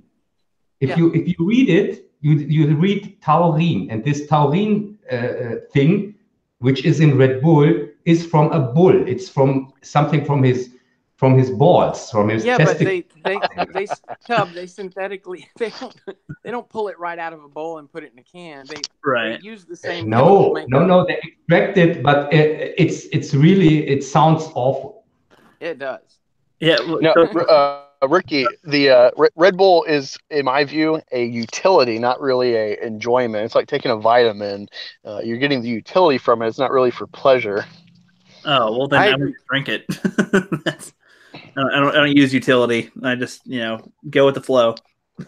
But yeah, that's the thing too, Flip. So I made a video a long time ago about how I'm picky. It's like 20 minutes long where I go over my pickiness, and that's kind of why when I made the cookie critic, it was just kind of a joke. Like, yeah, I haven't tried these cookies before. Let me see what they taste like. To make fun of your pickiness. Yeah, I was expecting to hate them. I was expecting to hate the cookies, but they're actually okay. I mean, what was it? The macadamia was actually, or no, the apple pie was like the worst one, and the oatmeal one was actually the biggest surprise. That actually wasn't that bad. Because I thought oatmeal cookie is at Subway is amazing. I thought I would hate it because I don't know. I don't like oatmeal. I've had oatmeal. I don't like oatmeal. But the oatmeal tell you, when this gets big enough, you're gonna need to have people send in interesting cookies for you to try. Yeah, I was thinking about maybe if I wanted to later on make like a second channel where I can do more silly shit like that and have like more personal stuff like that and have the film stuff on here and be like the Cookie Critic channel or some shit. Yeah, get you a PO box, man. Or if I get a Patreon or something, that's where you find the Cookie Critic. I'd subscribe. Yeah, I already know. I have at least 6 of you that would definitely pay at least $1 a month to see that. Definitely. Yes. Watch you lose money when you report it on your taxes. You owe the government $7 and you make 6 a month. I know. That would suck. But other than just the chat real quick, yeah, Living My Rhapsody, always keeping the chat flowing. Everything Star Wars says. She's doing well. Oh, they're talking about each other or about some people real quick. Oh yeah, that reminds me. There was a YouTuber, another YouTuber. I think Reviews for You or one of the YouTubers. Everything Star Wars or Living My Rhapsody. Put the name in the chat. The one who has a tumor or something. Somebody in our community does in our Star Wars. Was it Demagini? I don't know. Somebody has a tumor or Ron. Or no, I don't know, because then there was also somebody who had their house destroyed a while ago in one of the hurricanes, but I think that's getting cleaned up now. And then somebody has a medical issue I saw on Twitter. I don't remember who it was, though.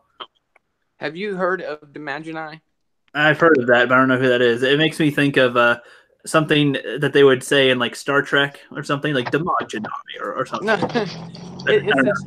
it's a black dude, and he said either him or someone in his family has brain cancer. I think that's who you're talking about, because it did get around. He's a YouTuber with, I don't know, a couple hundred subscribers, and I'll send you a link so you can check him out. Okay, and Living My Rhapsody is looking it up, so she does have a wrench, so she might be able to post a link in the chat if she wants. Cool. And then let's see. So from Star Wars to cookies, LOL. Yeah, that's how it works around here, basically. After the 2-hour mark, we just end up talking about whatever shit comes to our heads. And it better not be porn. Yeah, it probably will be one of these days. But no, it better be porn. Yes, that double our view count at least to 20. Yo, Coot, I knew you were gonna say that. Yep. I was going to say at the end of the month. So I was thinking about doing an end of the month stream every month where I just have a random hangout, no topic in mind, and just have anybody come in that wants to, kind of. We all shoot the shit. You guys like the sound of that? Just like once a month, just all around hangout, kind of like the Halloween stream. But invite anyone in. Mm-hmm. Oh, sounds interesting. Yeah. Like, so I think it'd be a good way too. So like if we get somebody in the chat that is a little newer or something, or has a small channel, we'd be able to get them in on it too. But I need to be able to send them a link to it. I don't want everybody to just be able to come in, but have a few chosen people, of course, but still. You could send some links to say 5 people, and then of course anybody in the chat. So someone's inevitably not going to be able to make it. So 2 or 3 don't make it or something, and then bring them in from the chat. That'd be awesome. Right. And so Living My Rhapsody got us with the link for the GoFundMe for Craig's. And it's Craig's. I forget what his actual YouTube channel was, but yeah, his name is Craig. I think he's one of our Star Wars channels, that are in the community. He has many Star Wars videos on his channel. Yep. Yeah, Cub would know. Yeah, you know every YouTuber around here. No. It's just the sadness of my life. I know I have too much time. I'm jealous because like there's so many YouTubers and videos that I want to watch, but I mean it takes so much time to like watch everything. Like I can't dedicate all that time, and it would take forever to get to one person's library, all the time. So, but when I'm done with school, then I'll be able to have a little more time to watch stuff.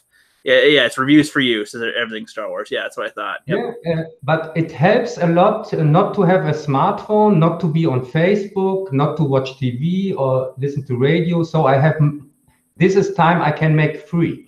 Yeah, you're pretty vintage when it comes to technology, huh? Yeah, it's crazy. My work is about technology. I'm working in advertising. I told you sometimes. I'm a media designer, and on the opposite side, I hate all this technology thing. I hear you, man. But I'm just gonna say real quick. So in the chat, everybody listening, go to Greg's GoFundMe.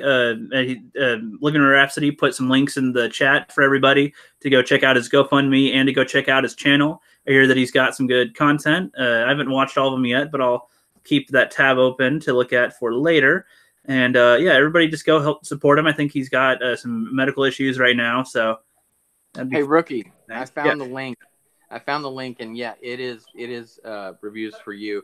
It was Dimage and I talking about that, so my mistake. Oh, okay, that makes more sense. I heard about it from this guy who has still not 1,000 subs, who is halfway through. Yep. This channel with things needs so and so subs. That's Mr. Pete. That's Mr. Pete, probably. Mr. Pete. Yes, Mr. Pete made a video about it. Yep. Yeah, he's always helping people out too. That's good. Yeah, he's really a nice guy. Yep, and yeah, Living Rhapsody points out it's awesome if you can at least share the link. If you can't donate, sharing it helps. I agree.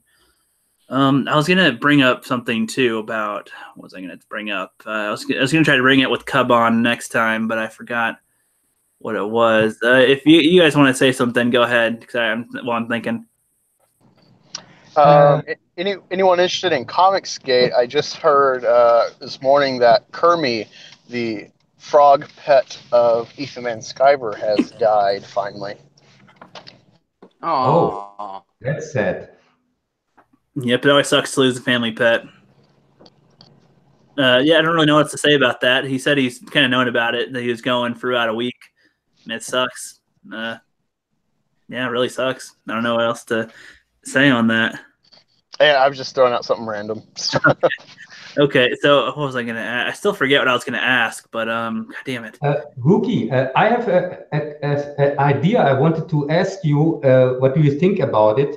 Okay. What do you think about a special stream, a kind of fun one with our secondary characters? Just only the secondary characters.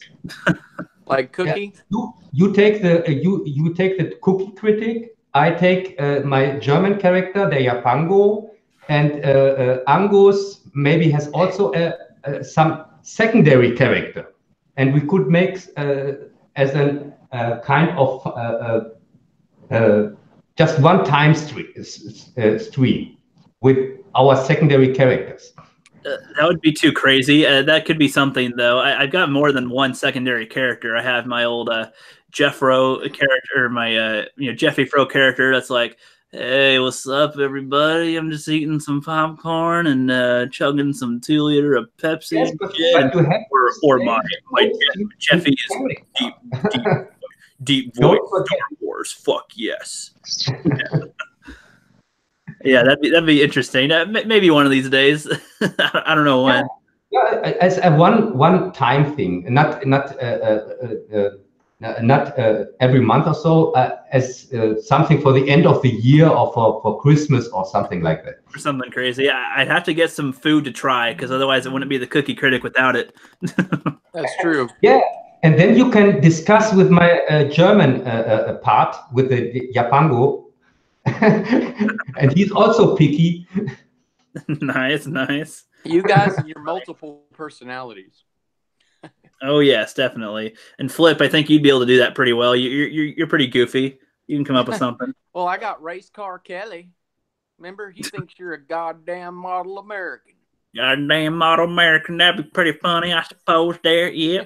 Do I do an all right accent? Yeah. What you gonna do over there like that, boy? What you get over in that truck and get that beer? Man, fuck that shit. I'm gonna play my guitar. I like watching cars turn left and get me dizzy. Yep, cars turn left, and then you know what they do later on? They turn left again and again. Holy shit! It blew my fucking mind. I actually have a character I kind of built from Afghanistan. Because I was a medic, and on my second base, they deemed medical unit or personnel as sanitation. And so when I drive the tractor, which is really loud, I would do this country boy voice like Squidbillies. I don't know how good it is, but people think it's pretty funny. So maybe I could practice that. Let's hear it. Let's hear it. Fuck, I'm not.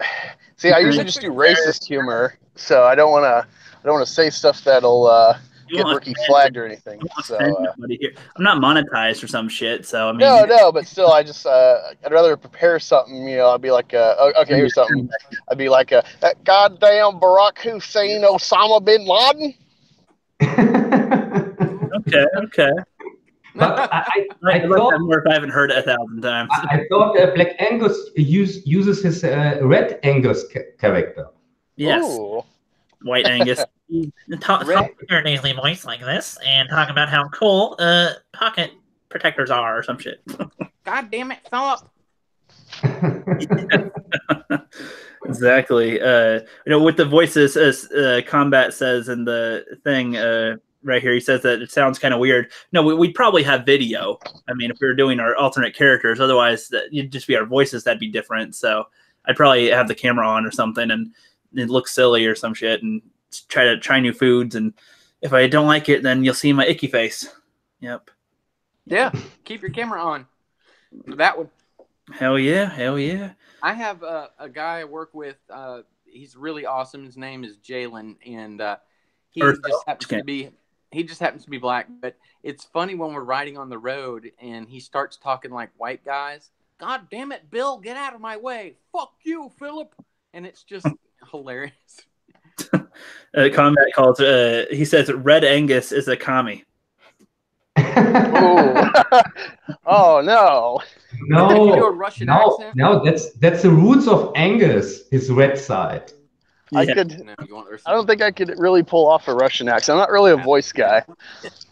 You can't do the Russian. I don't know if I can do it very well. It's certain words. So no, Russian pot. I can say something like that. His Indian side.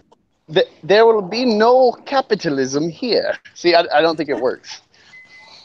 No, I said it has to be the Indian side, the Red Angus. It's clear. Oh, you're saying Indian side? Yeah.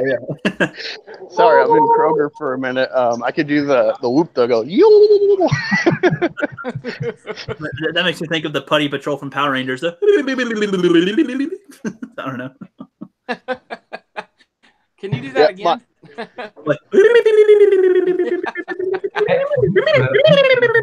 I don't know. We can call it our diversity chat.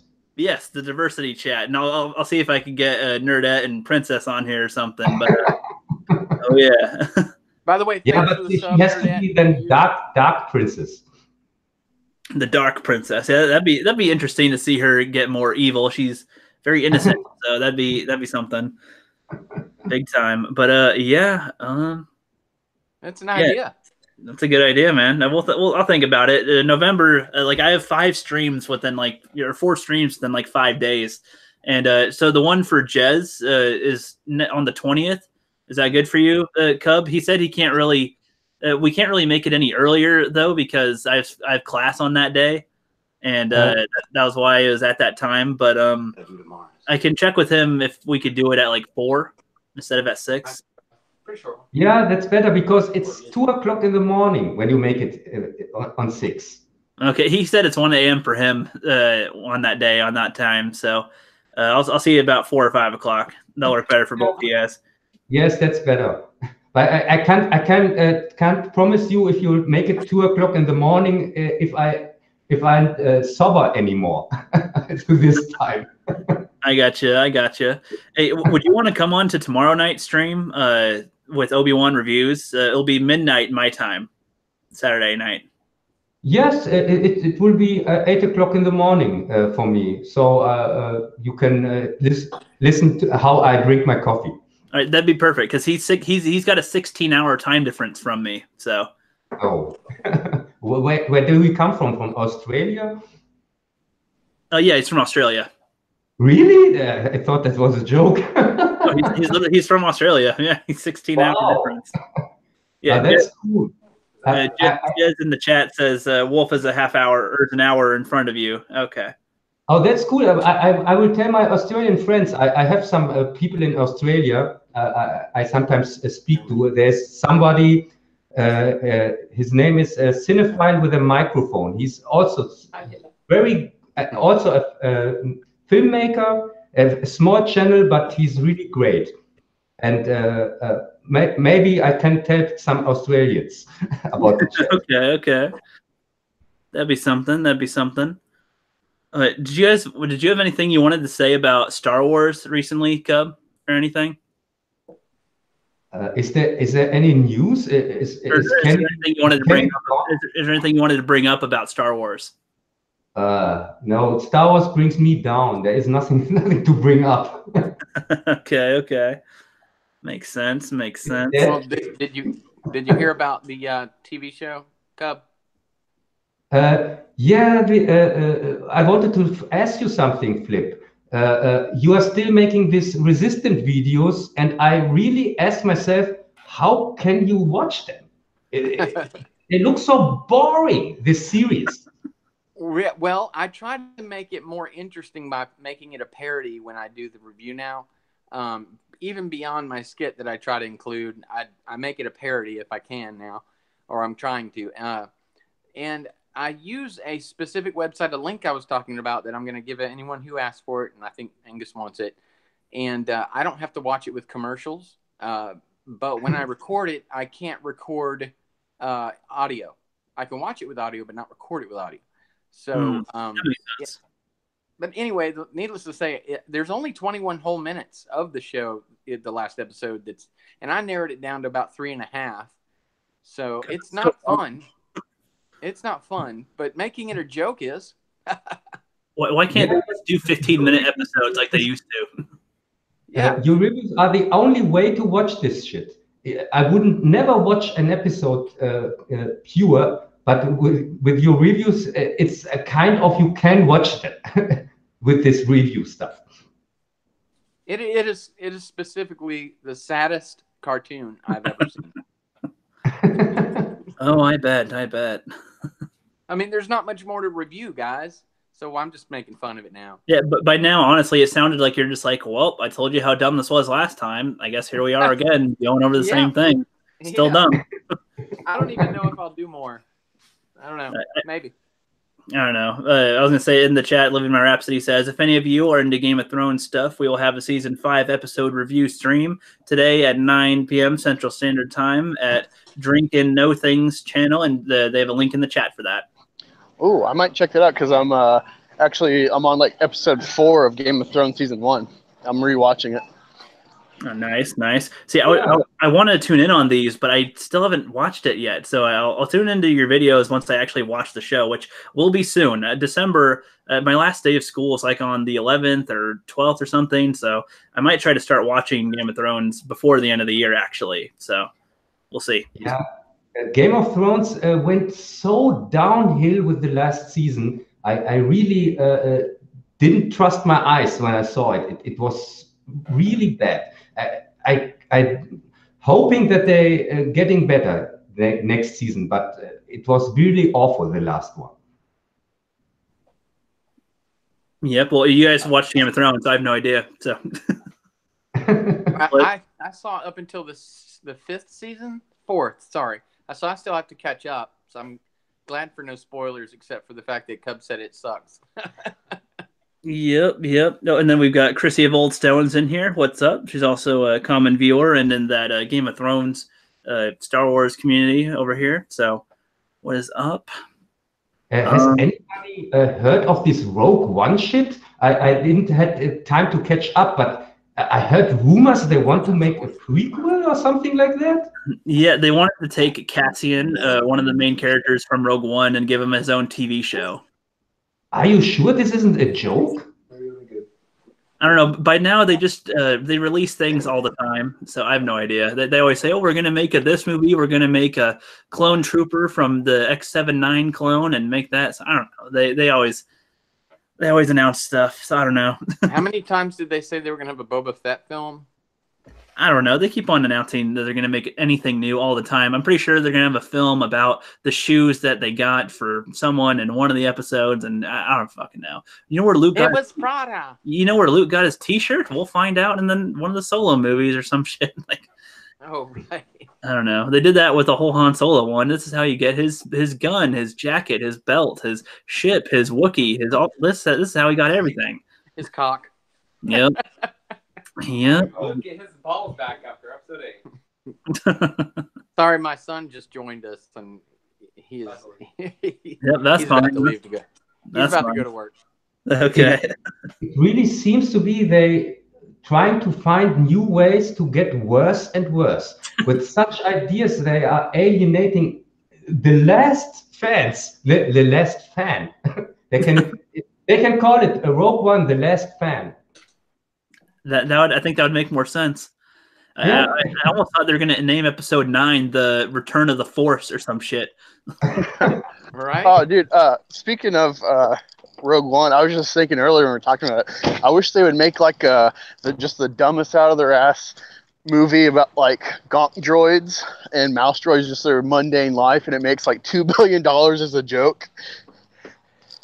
Yeah. Yeah, I mean, I really don't know where the story should go, because Rogue One, they met in the story first time, the people in Rogue One. They met there and then they died. So what do they want to do? We can learn about before that, I guess.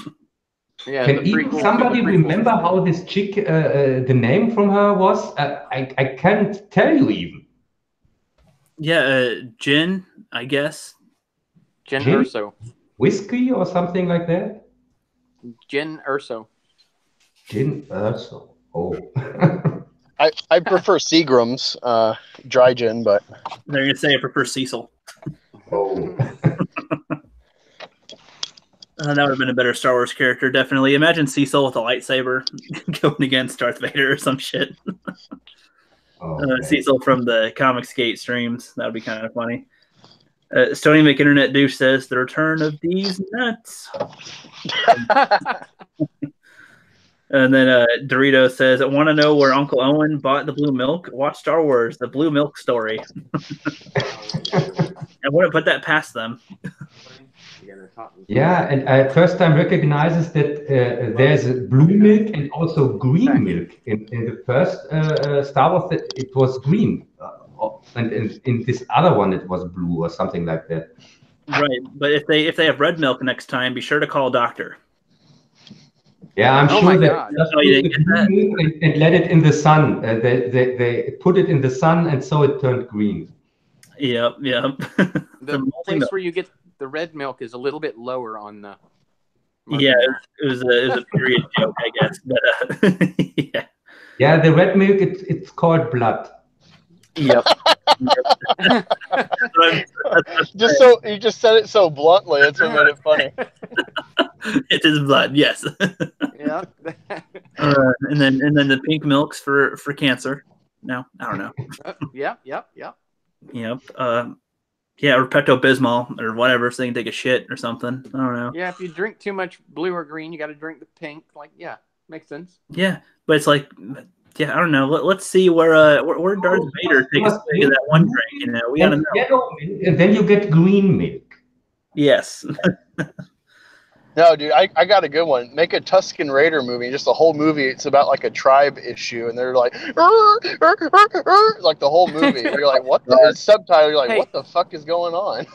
That's not. That is funny, but scary too, because Lucasfilm might do something like that. I'd be laughing too fucking hard. Holy shit. I tell you, this upcoming documentary about Star Wars or The Last Jedi or something like that, I tell you, this is the only thing Star Wars related I'm looking forward to. I mean, maybe. Document. Yeah, it's. I heard it a few months ago. Somebody makes a documentary about The Last Jedi. Oh, that's Yeah. right. It's a YouTuber. Yeah. Yeah. Is it still happening? Like, I don't know. Yeah, this thing, I'm really looking forward to it, because in my last Star Wars video, there was also a documentary about the things related to Star Wars till 2010.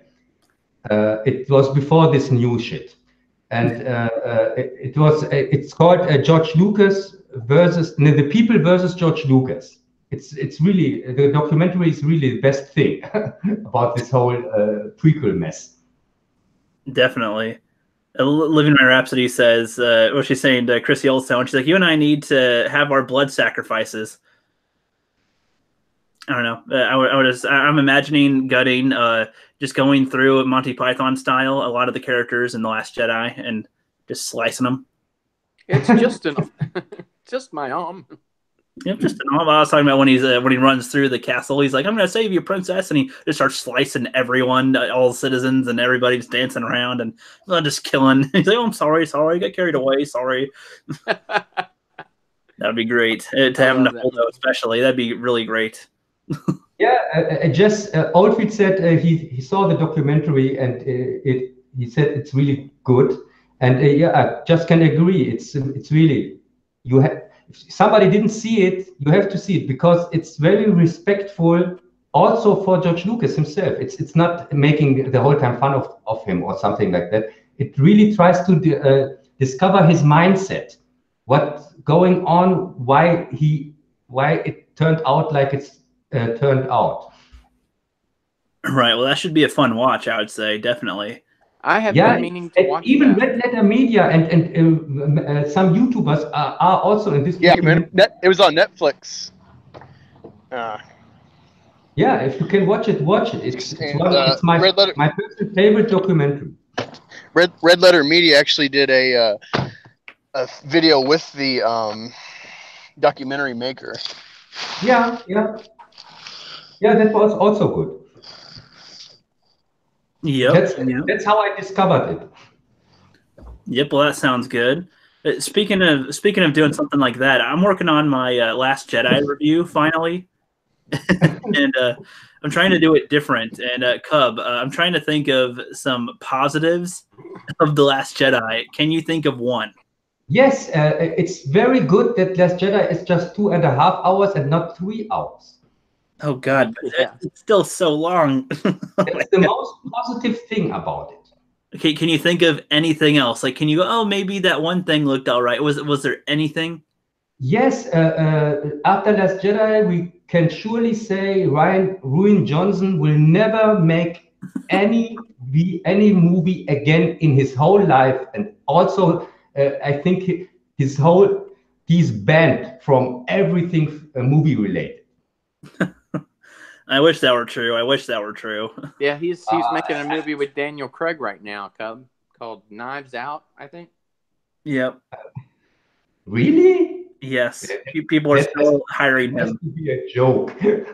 Did Daniel Craig live on the moon or something like that? I don't know. Was he on that Last Man or the Last Stand or whatever, Angus or something?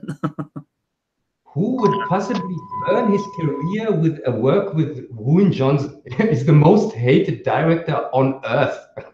Yeah, I don't know. Flipp, do you have anything positive that you can pull? Like trying to think, like literally, is there anything that was good in that movie? Oh my God. I'll tell you what I found about it that's good is it gave us so much material to work with. So much to make fun of.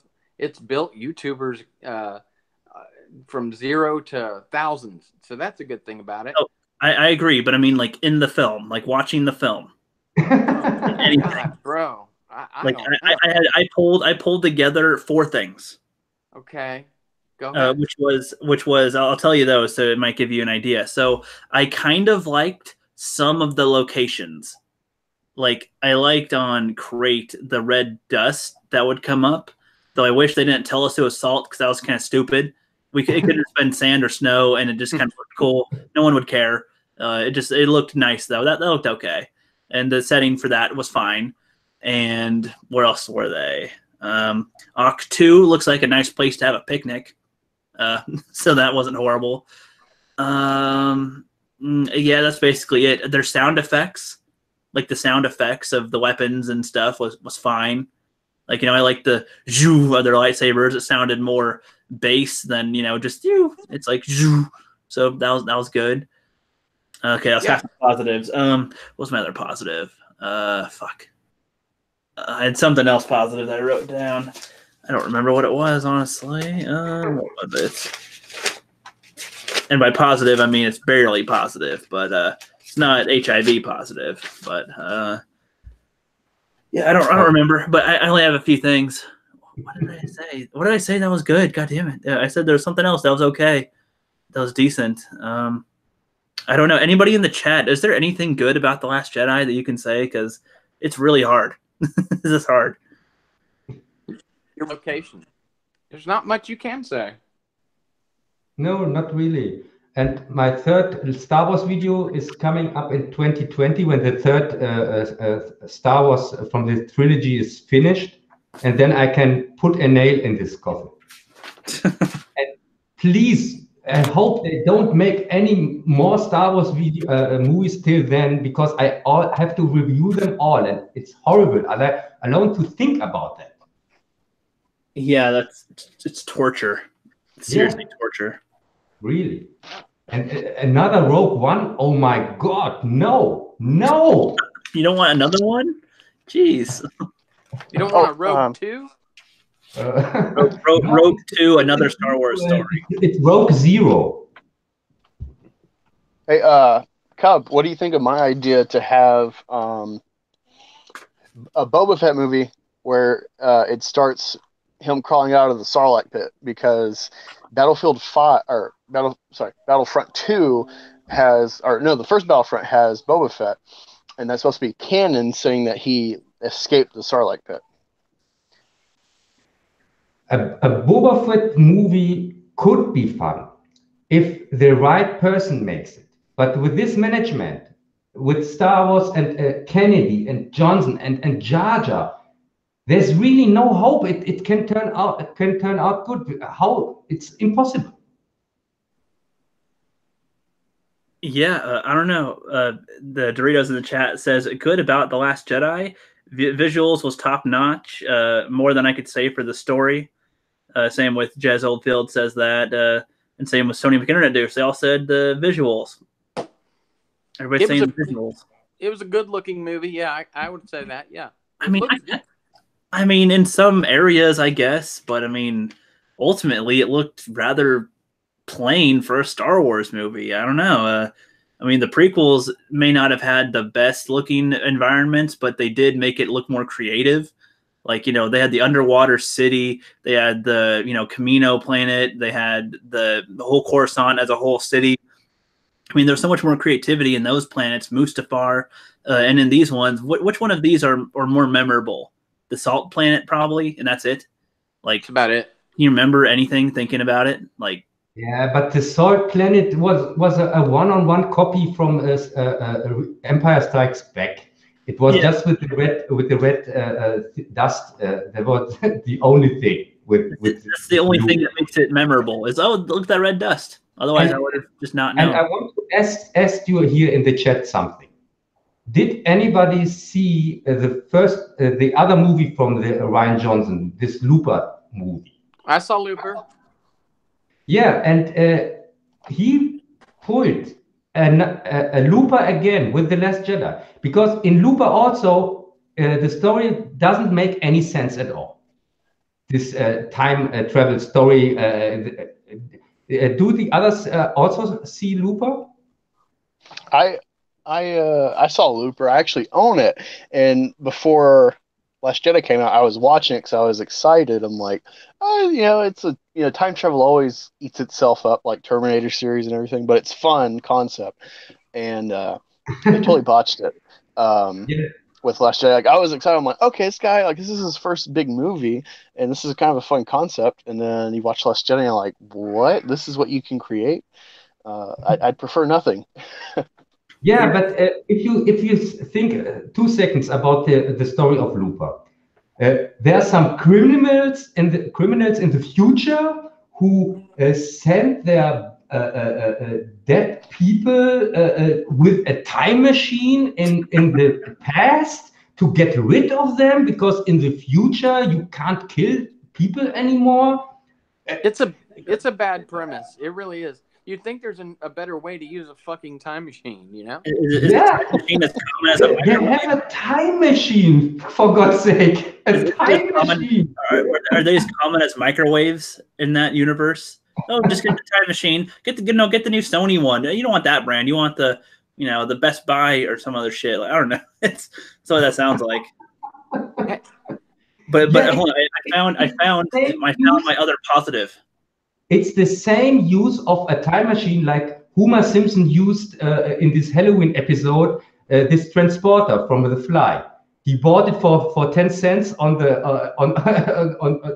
on the street, and then he uses to put a teleporter in his living room and one in his bathroom or one in his kitchen to get faster his beer. That's the same use. That would be funny. Use a time machine for that. Yes. I found my other positive to The Last Jedi, though. You guys want to hear it? Yes, yeah, of course. So, do you remember that one scene where Chewie was about to eat the porg? It would have been cool if he ate it. That would have made me laugh hysterically. But after that, Luke goes into the Falcon and is kind of checking it out real quick, and he kind of thinks about Han there for a moment and sees R2, and the image of Leia pops up on there, and she plays the Obi-Wan, "You're my only hope" recording. I kind of liked that scene because there's like hardly any dialogue, and it kind of makes you. Showing the Leia thing, that's the thing that set him on his journey in the first place. I did like that too. I like that. That was one positive in this movie. In that movie, that was a good scene. Yeah, and he's like, that was a cheap trick. That was so cool, actually. You're right. Yeah, I like that. I will give that is one positive, one full positive. The other ones I gave were like partial positives because I don't think all the stuff was good. I thought the bipolarness of Rose Tico really addressed mental health in America. It was potatoes. Yes. Jez in the chat says the old Marvel Star Wars comics had a story where the Sarlacc burped out Boba Fett and the Jawas found him and had no memory until he encounters Han and then his memories come back. He's referring to you, Angus. Yeah. I'm sorry, what?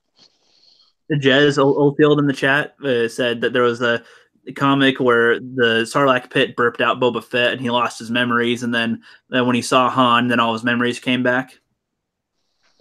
Oh, I guess that would be cool. I'm not a big Han fan. Like, Harrison Ford is a great actor and he does the character well, but it's a real drop off in episode 6. And I'm a Sith. I'm a Darksider. I always rooted against the Rebels. Like, watching Star Wars with my perspective is kind of sadomasochist in the fact that like I'm always internally hoping that the Death Star works and kills the rebellion, especially Lando and Neenub. I hate them.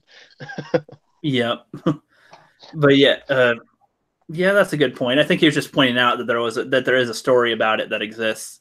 And then I just I'm looking at my list of positives here for The Last Jedi. Oh no, Flipp left. And then I'll see if I can get him back. And then, so I only listed 5 things, and they're hardly anything, which I find funny because when I watched the movie recently, I tried to find as many positives as possible, and that was it. Like that's all I could find. The only other one I have was the fact that he mentions that the Jedi kind of failed a lot. That they have a history of failing, and that was the only other positive. Like, that was it. I have effects, a couple of scenes, and a few locations. That's all the positives I can pull from that film. Hey, can you guys hear me? Yeah, you're good. Yeah. Okay, cool. Yeah, Flipp is back. Yep. He flipped out on us. I did. I flipped out, man. I was trying No, man. We thought we lost you.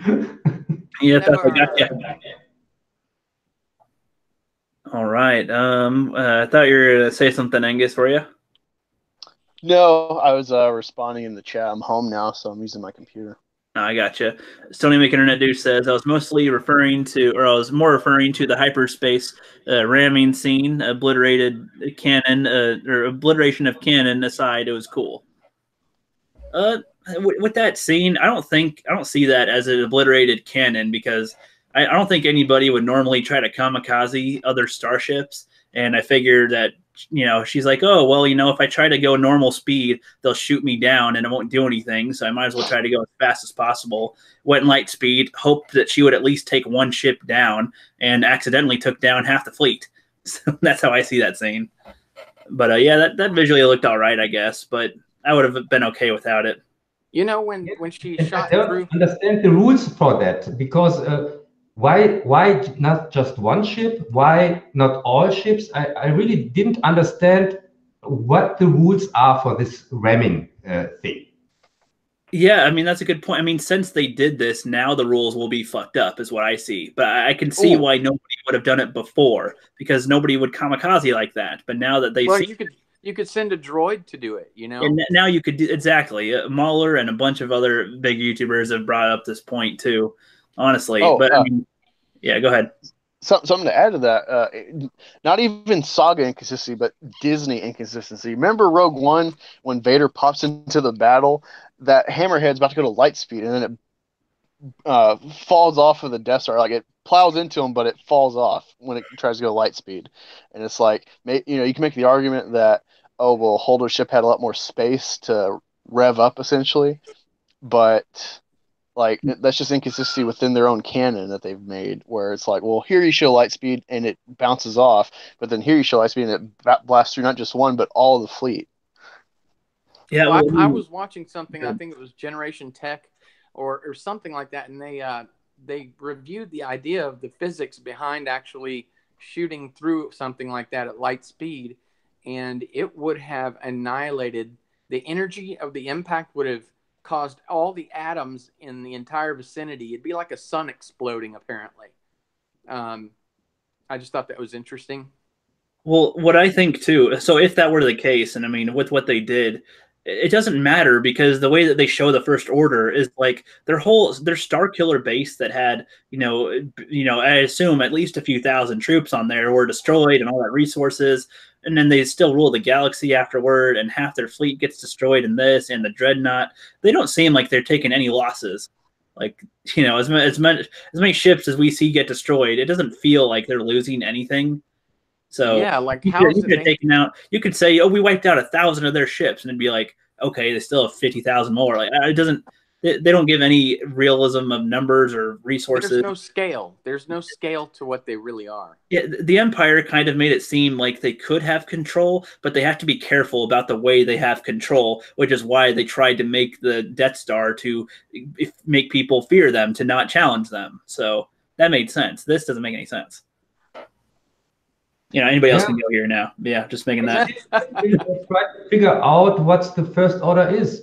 Because, as I said last time, an order is something is written down. You can't do that, or the 10 Commandments, or something like that. There are rules, and they call themselves the First Order. But if you call yourself something with order, you have also say what the order is. Well, what is the order?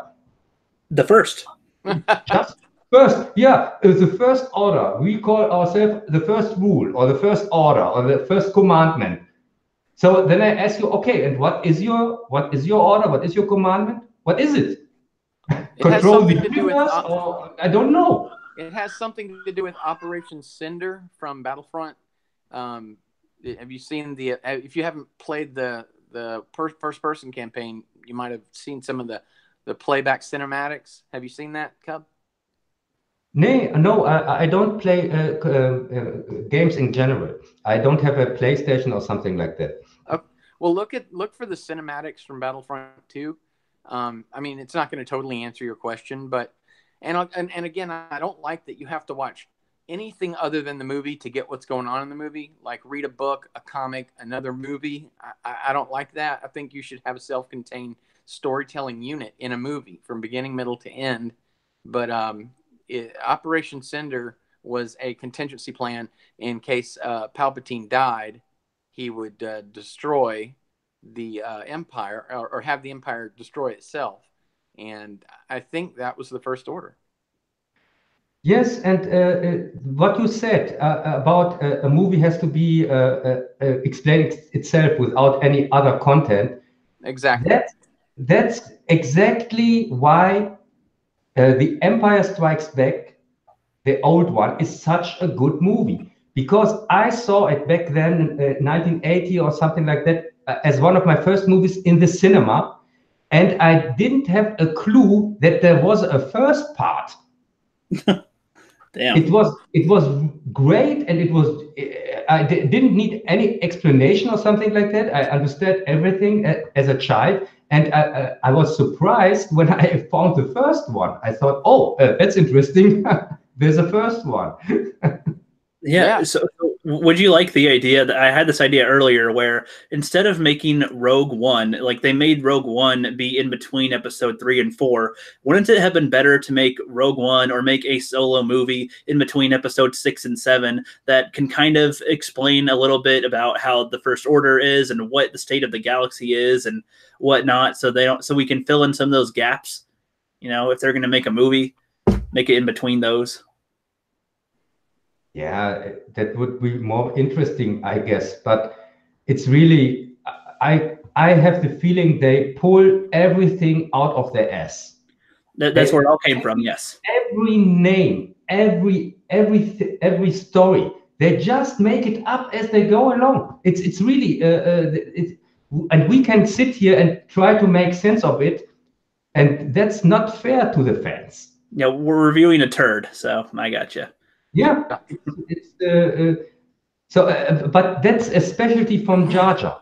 He makes things up as he goes along. If you saw Lost, the series, you know what I mean exactly, because it's in his case every time that's the same thing. He has his mystery boxes. He puts things out of a head or out of his ass or something like that, and makes things up and says, "Oh yeah, in the next season we would answer the questions and so on." But he has no plan at all.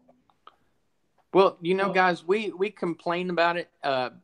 World class bullshitters complains about it. Everyone complains about it, and I mean, we review it to death and re-review it. But why? Why do we do that? Because it was such a blow to our childhood heroes. It was such an amazing kick in the balls.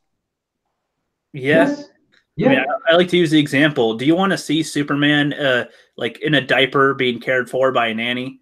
Like, no. You want to see this dude going up and fighting and protecting people and being himself. Like, just if he fights against Batman. Yes. I said before, I was like, do you want to see the harrowing tale of Superman finally standing up to that evil Batman? Like, it shouldn't be presented in that way, is what I'm saying. I'm going to address the chat real quick. Dorito says another good thing about Dorito says another good thing about The Last Jedi, Reylo plays a careless whisper. I'm kidding. Another good thing is Paige Tico too. She's hot as fuck. And then Stony McInternet douche says, what does he say over here? He says, "What is the First Order's mission statement? Look cool, achieve nothing." Yeah. No, follow orders. No, not orders, just one. Follow one order. That's the right to exist. Yeah, just one. Angus, you got anything? You've been a little quiet. I don't know. It's just makes me think of Yes Man, where he's like, "There's only one rule, and that is there are no rules." Yeah, it's Fight Club. Now I understand. Pretty much. Oh, definitely. All right. Well, I'm actually getting kind of hungry, and I got to go to work in a little bit. But this was a fun chat, guys. Big time. Yeah, guys. Yeah, but great. Yep. Thanks for coming by. Any of you guys want to plug anything or say anything as we close out? Just plug the Cinema Squad. Check us all out. Subscribe and check out everyone in the chat and their content and help each other out, like Flipp has talked about. Yep. Well said. Where's the next Cinema Squad? Is it on Iron's channel or is it on? It'll be on Rookie Critics. Rookie. Okay. Yep. It'll be next Sunday, not this Sunday, but the following one, or Saturday, depending on what Wolf wants to do. I want to say thanks to everyone, 6 Scale Combat and everyone else I sent this notification out to. Thanks for coming by and listening to us today. And, you know, don't forget to check out our channels, like and turn notifications on. And we will come by and check your channel out too and subscribe you back. Yep. Well said, Flipp. Very well said. And what about you, Cub? Anything else? I'm so sorry I came too late. I had a visit today, and he stayed a long time. Yep. Friday evening here in Germany. Nice. Well, I'm glad you were able to pop on, even if it was for the last like hour back here. But that's fun. Yeah, glad to see you, Cub. Yep. Yeah, but when you finish the stream, I will watch the first 2 hours I missed. I'm really curious about that. Oh, about the first 2 hours? Yes, the hours I missed. Oh yeah, you'll like that stuff. The first 10 minutes, we're just kind of shooting the shit, and then we, get into it. So it was fun. Yeah, look at it. Check it out. Yep, and just because it's fun to say, Stony McInternet douche, it was nice. Living my Rhapsody, Jez. Who else is in here? Yeah, Christy of Old Stones, the 7-Star Productions. It's Alfamar Dotilios, I think is the name, but I keep on calling him Doritos because that's much easier for me to say. And there's some other people in here earlier. Yeah, the 6 scale combat. I like just calling them combat because the 6 scale makes me almost lisp. The 6 scale combat. That's what I want to say. Yeah, say it kind of gay, Yep. So the next stream. So first of all, check out the World Class Bullshitter Vet stream tomorrow at 8 p.m. Eastern Time, 5 p.m. Western Time, where the World Class Bullshitters is going to have a bunch of veterans on, and that will include our Cinema Squad buddies, the Jeff the Iron Wolf and Black Angus reviews. So they'll be on there tomorrow. They don't know what time yet, but it'll be somewhere. And then Saturday night, midnight Pacific, I have another stream with Obi-Wan reviews, and any of you guys are welcome to pop on in with that because it'll be. I'm betting that Angus will be a little tired after that because we have another stream in the morning too. So. Yeah, we'll see. I'll play it by ear. I mean, for anyone who follows football and follows my channel, I will be devoted 8:30 p.m. Eastern watching Philly destroy Dallas in Philly. Yep. Well, I figure if anything, you'd probably pop in every now and then if you could on the Obi-Wan reviews one. That'll be a late night one though. And we have another one, and then we have the other one in the morning on Sunday with the Psychology Nerd, 9 a.m. my time, noon your time. Oh yeah, yep. I'm just gonna end the stream now because I just keep on going on for 15 minutes. So have a good one, guys. Stream is over.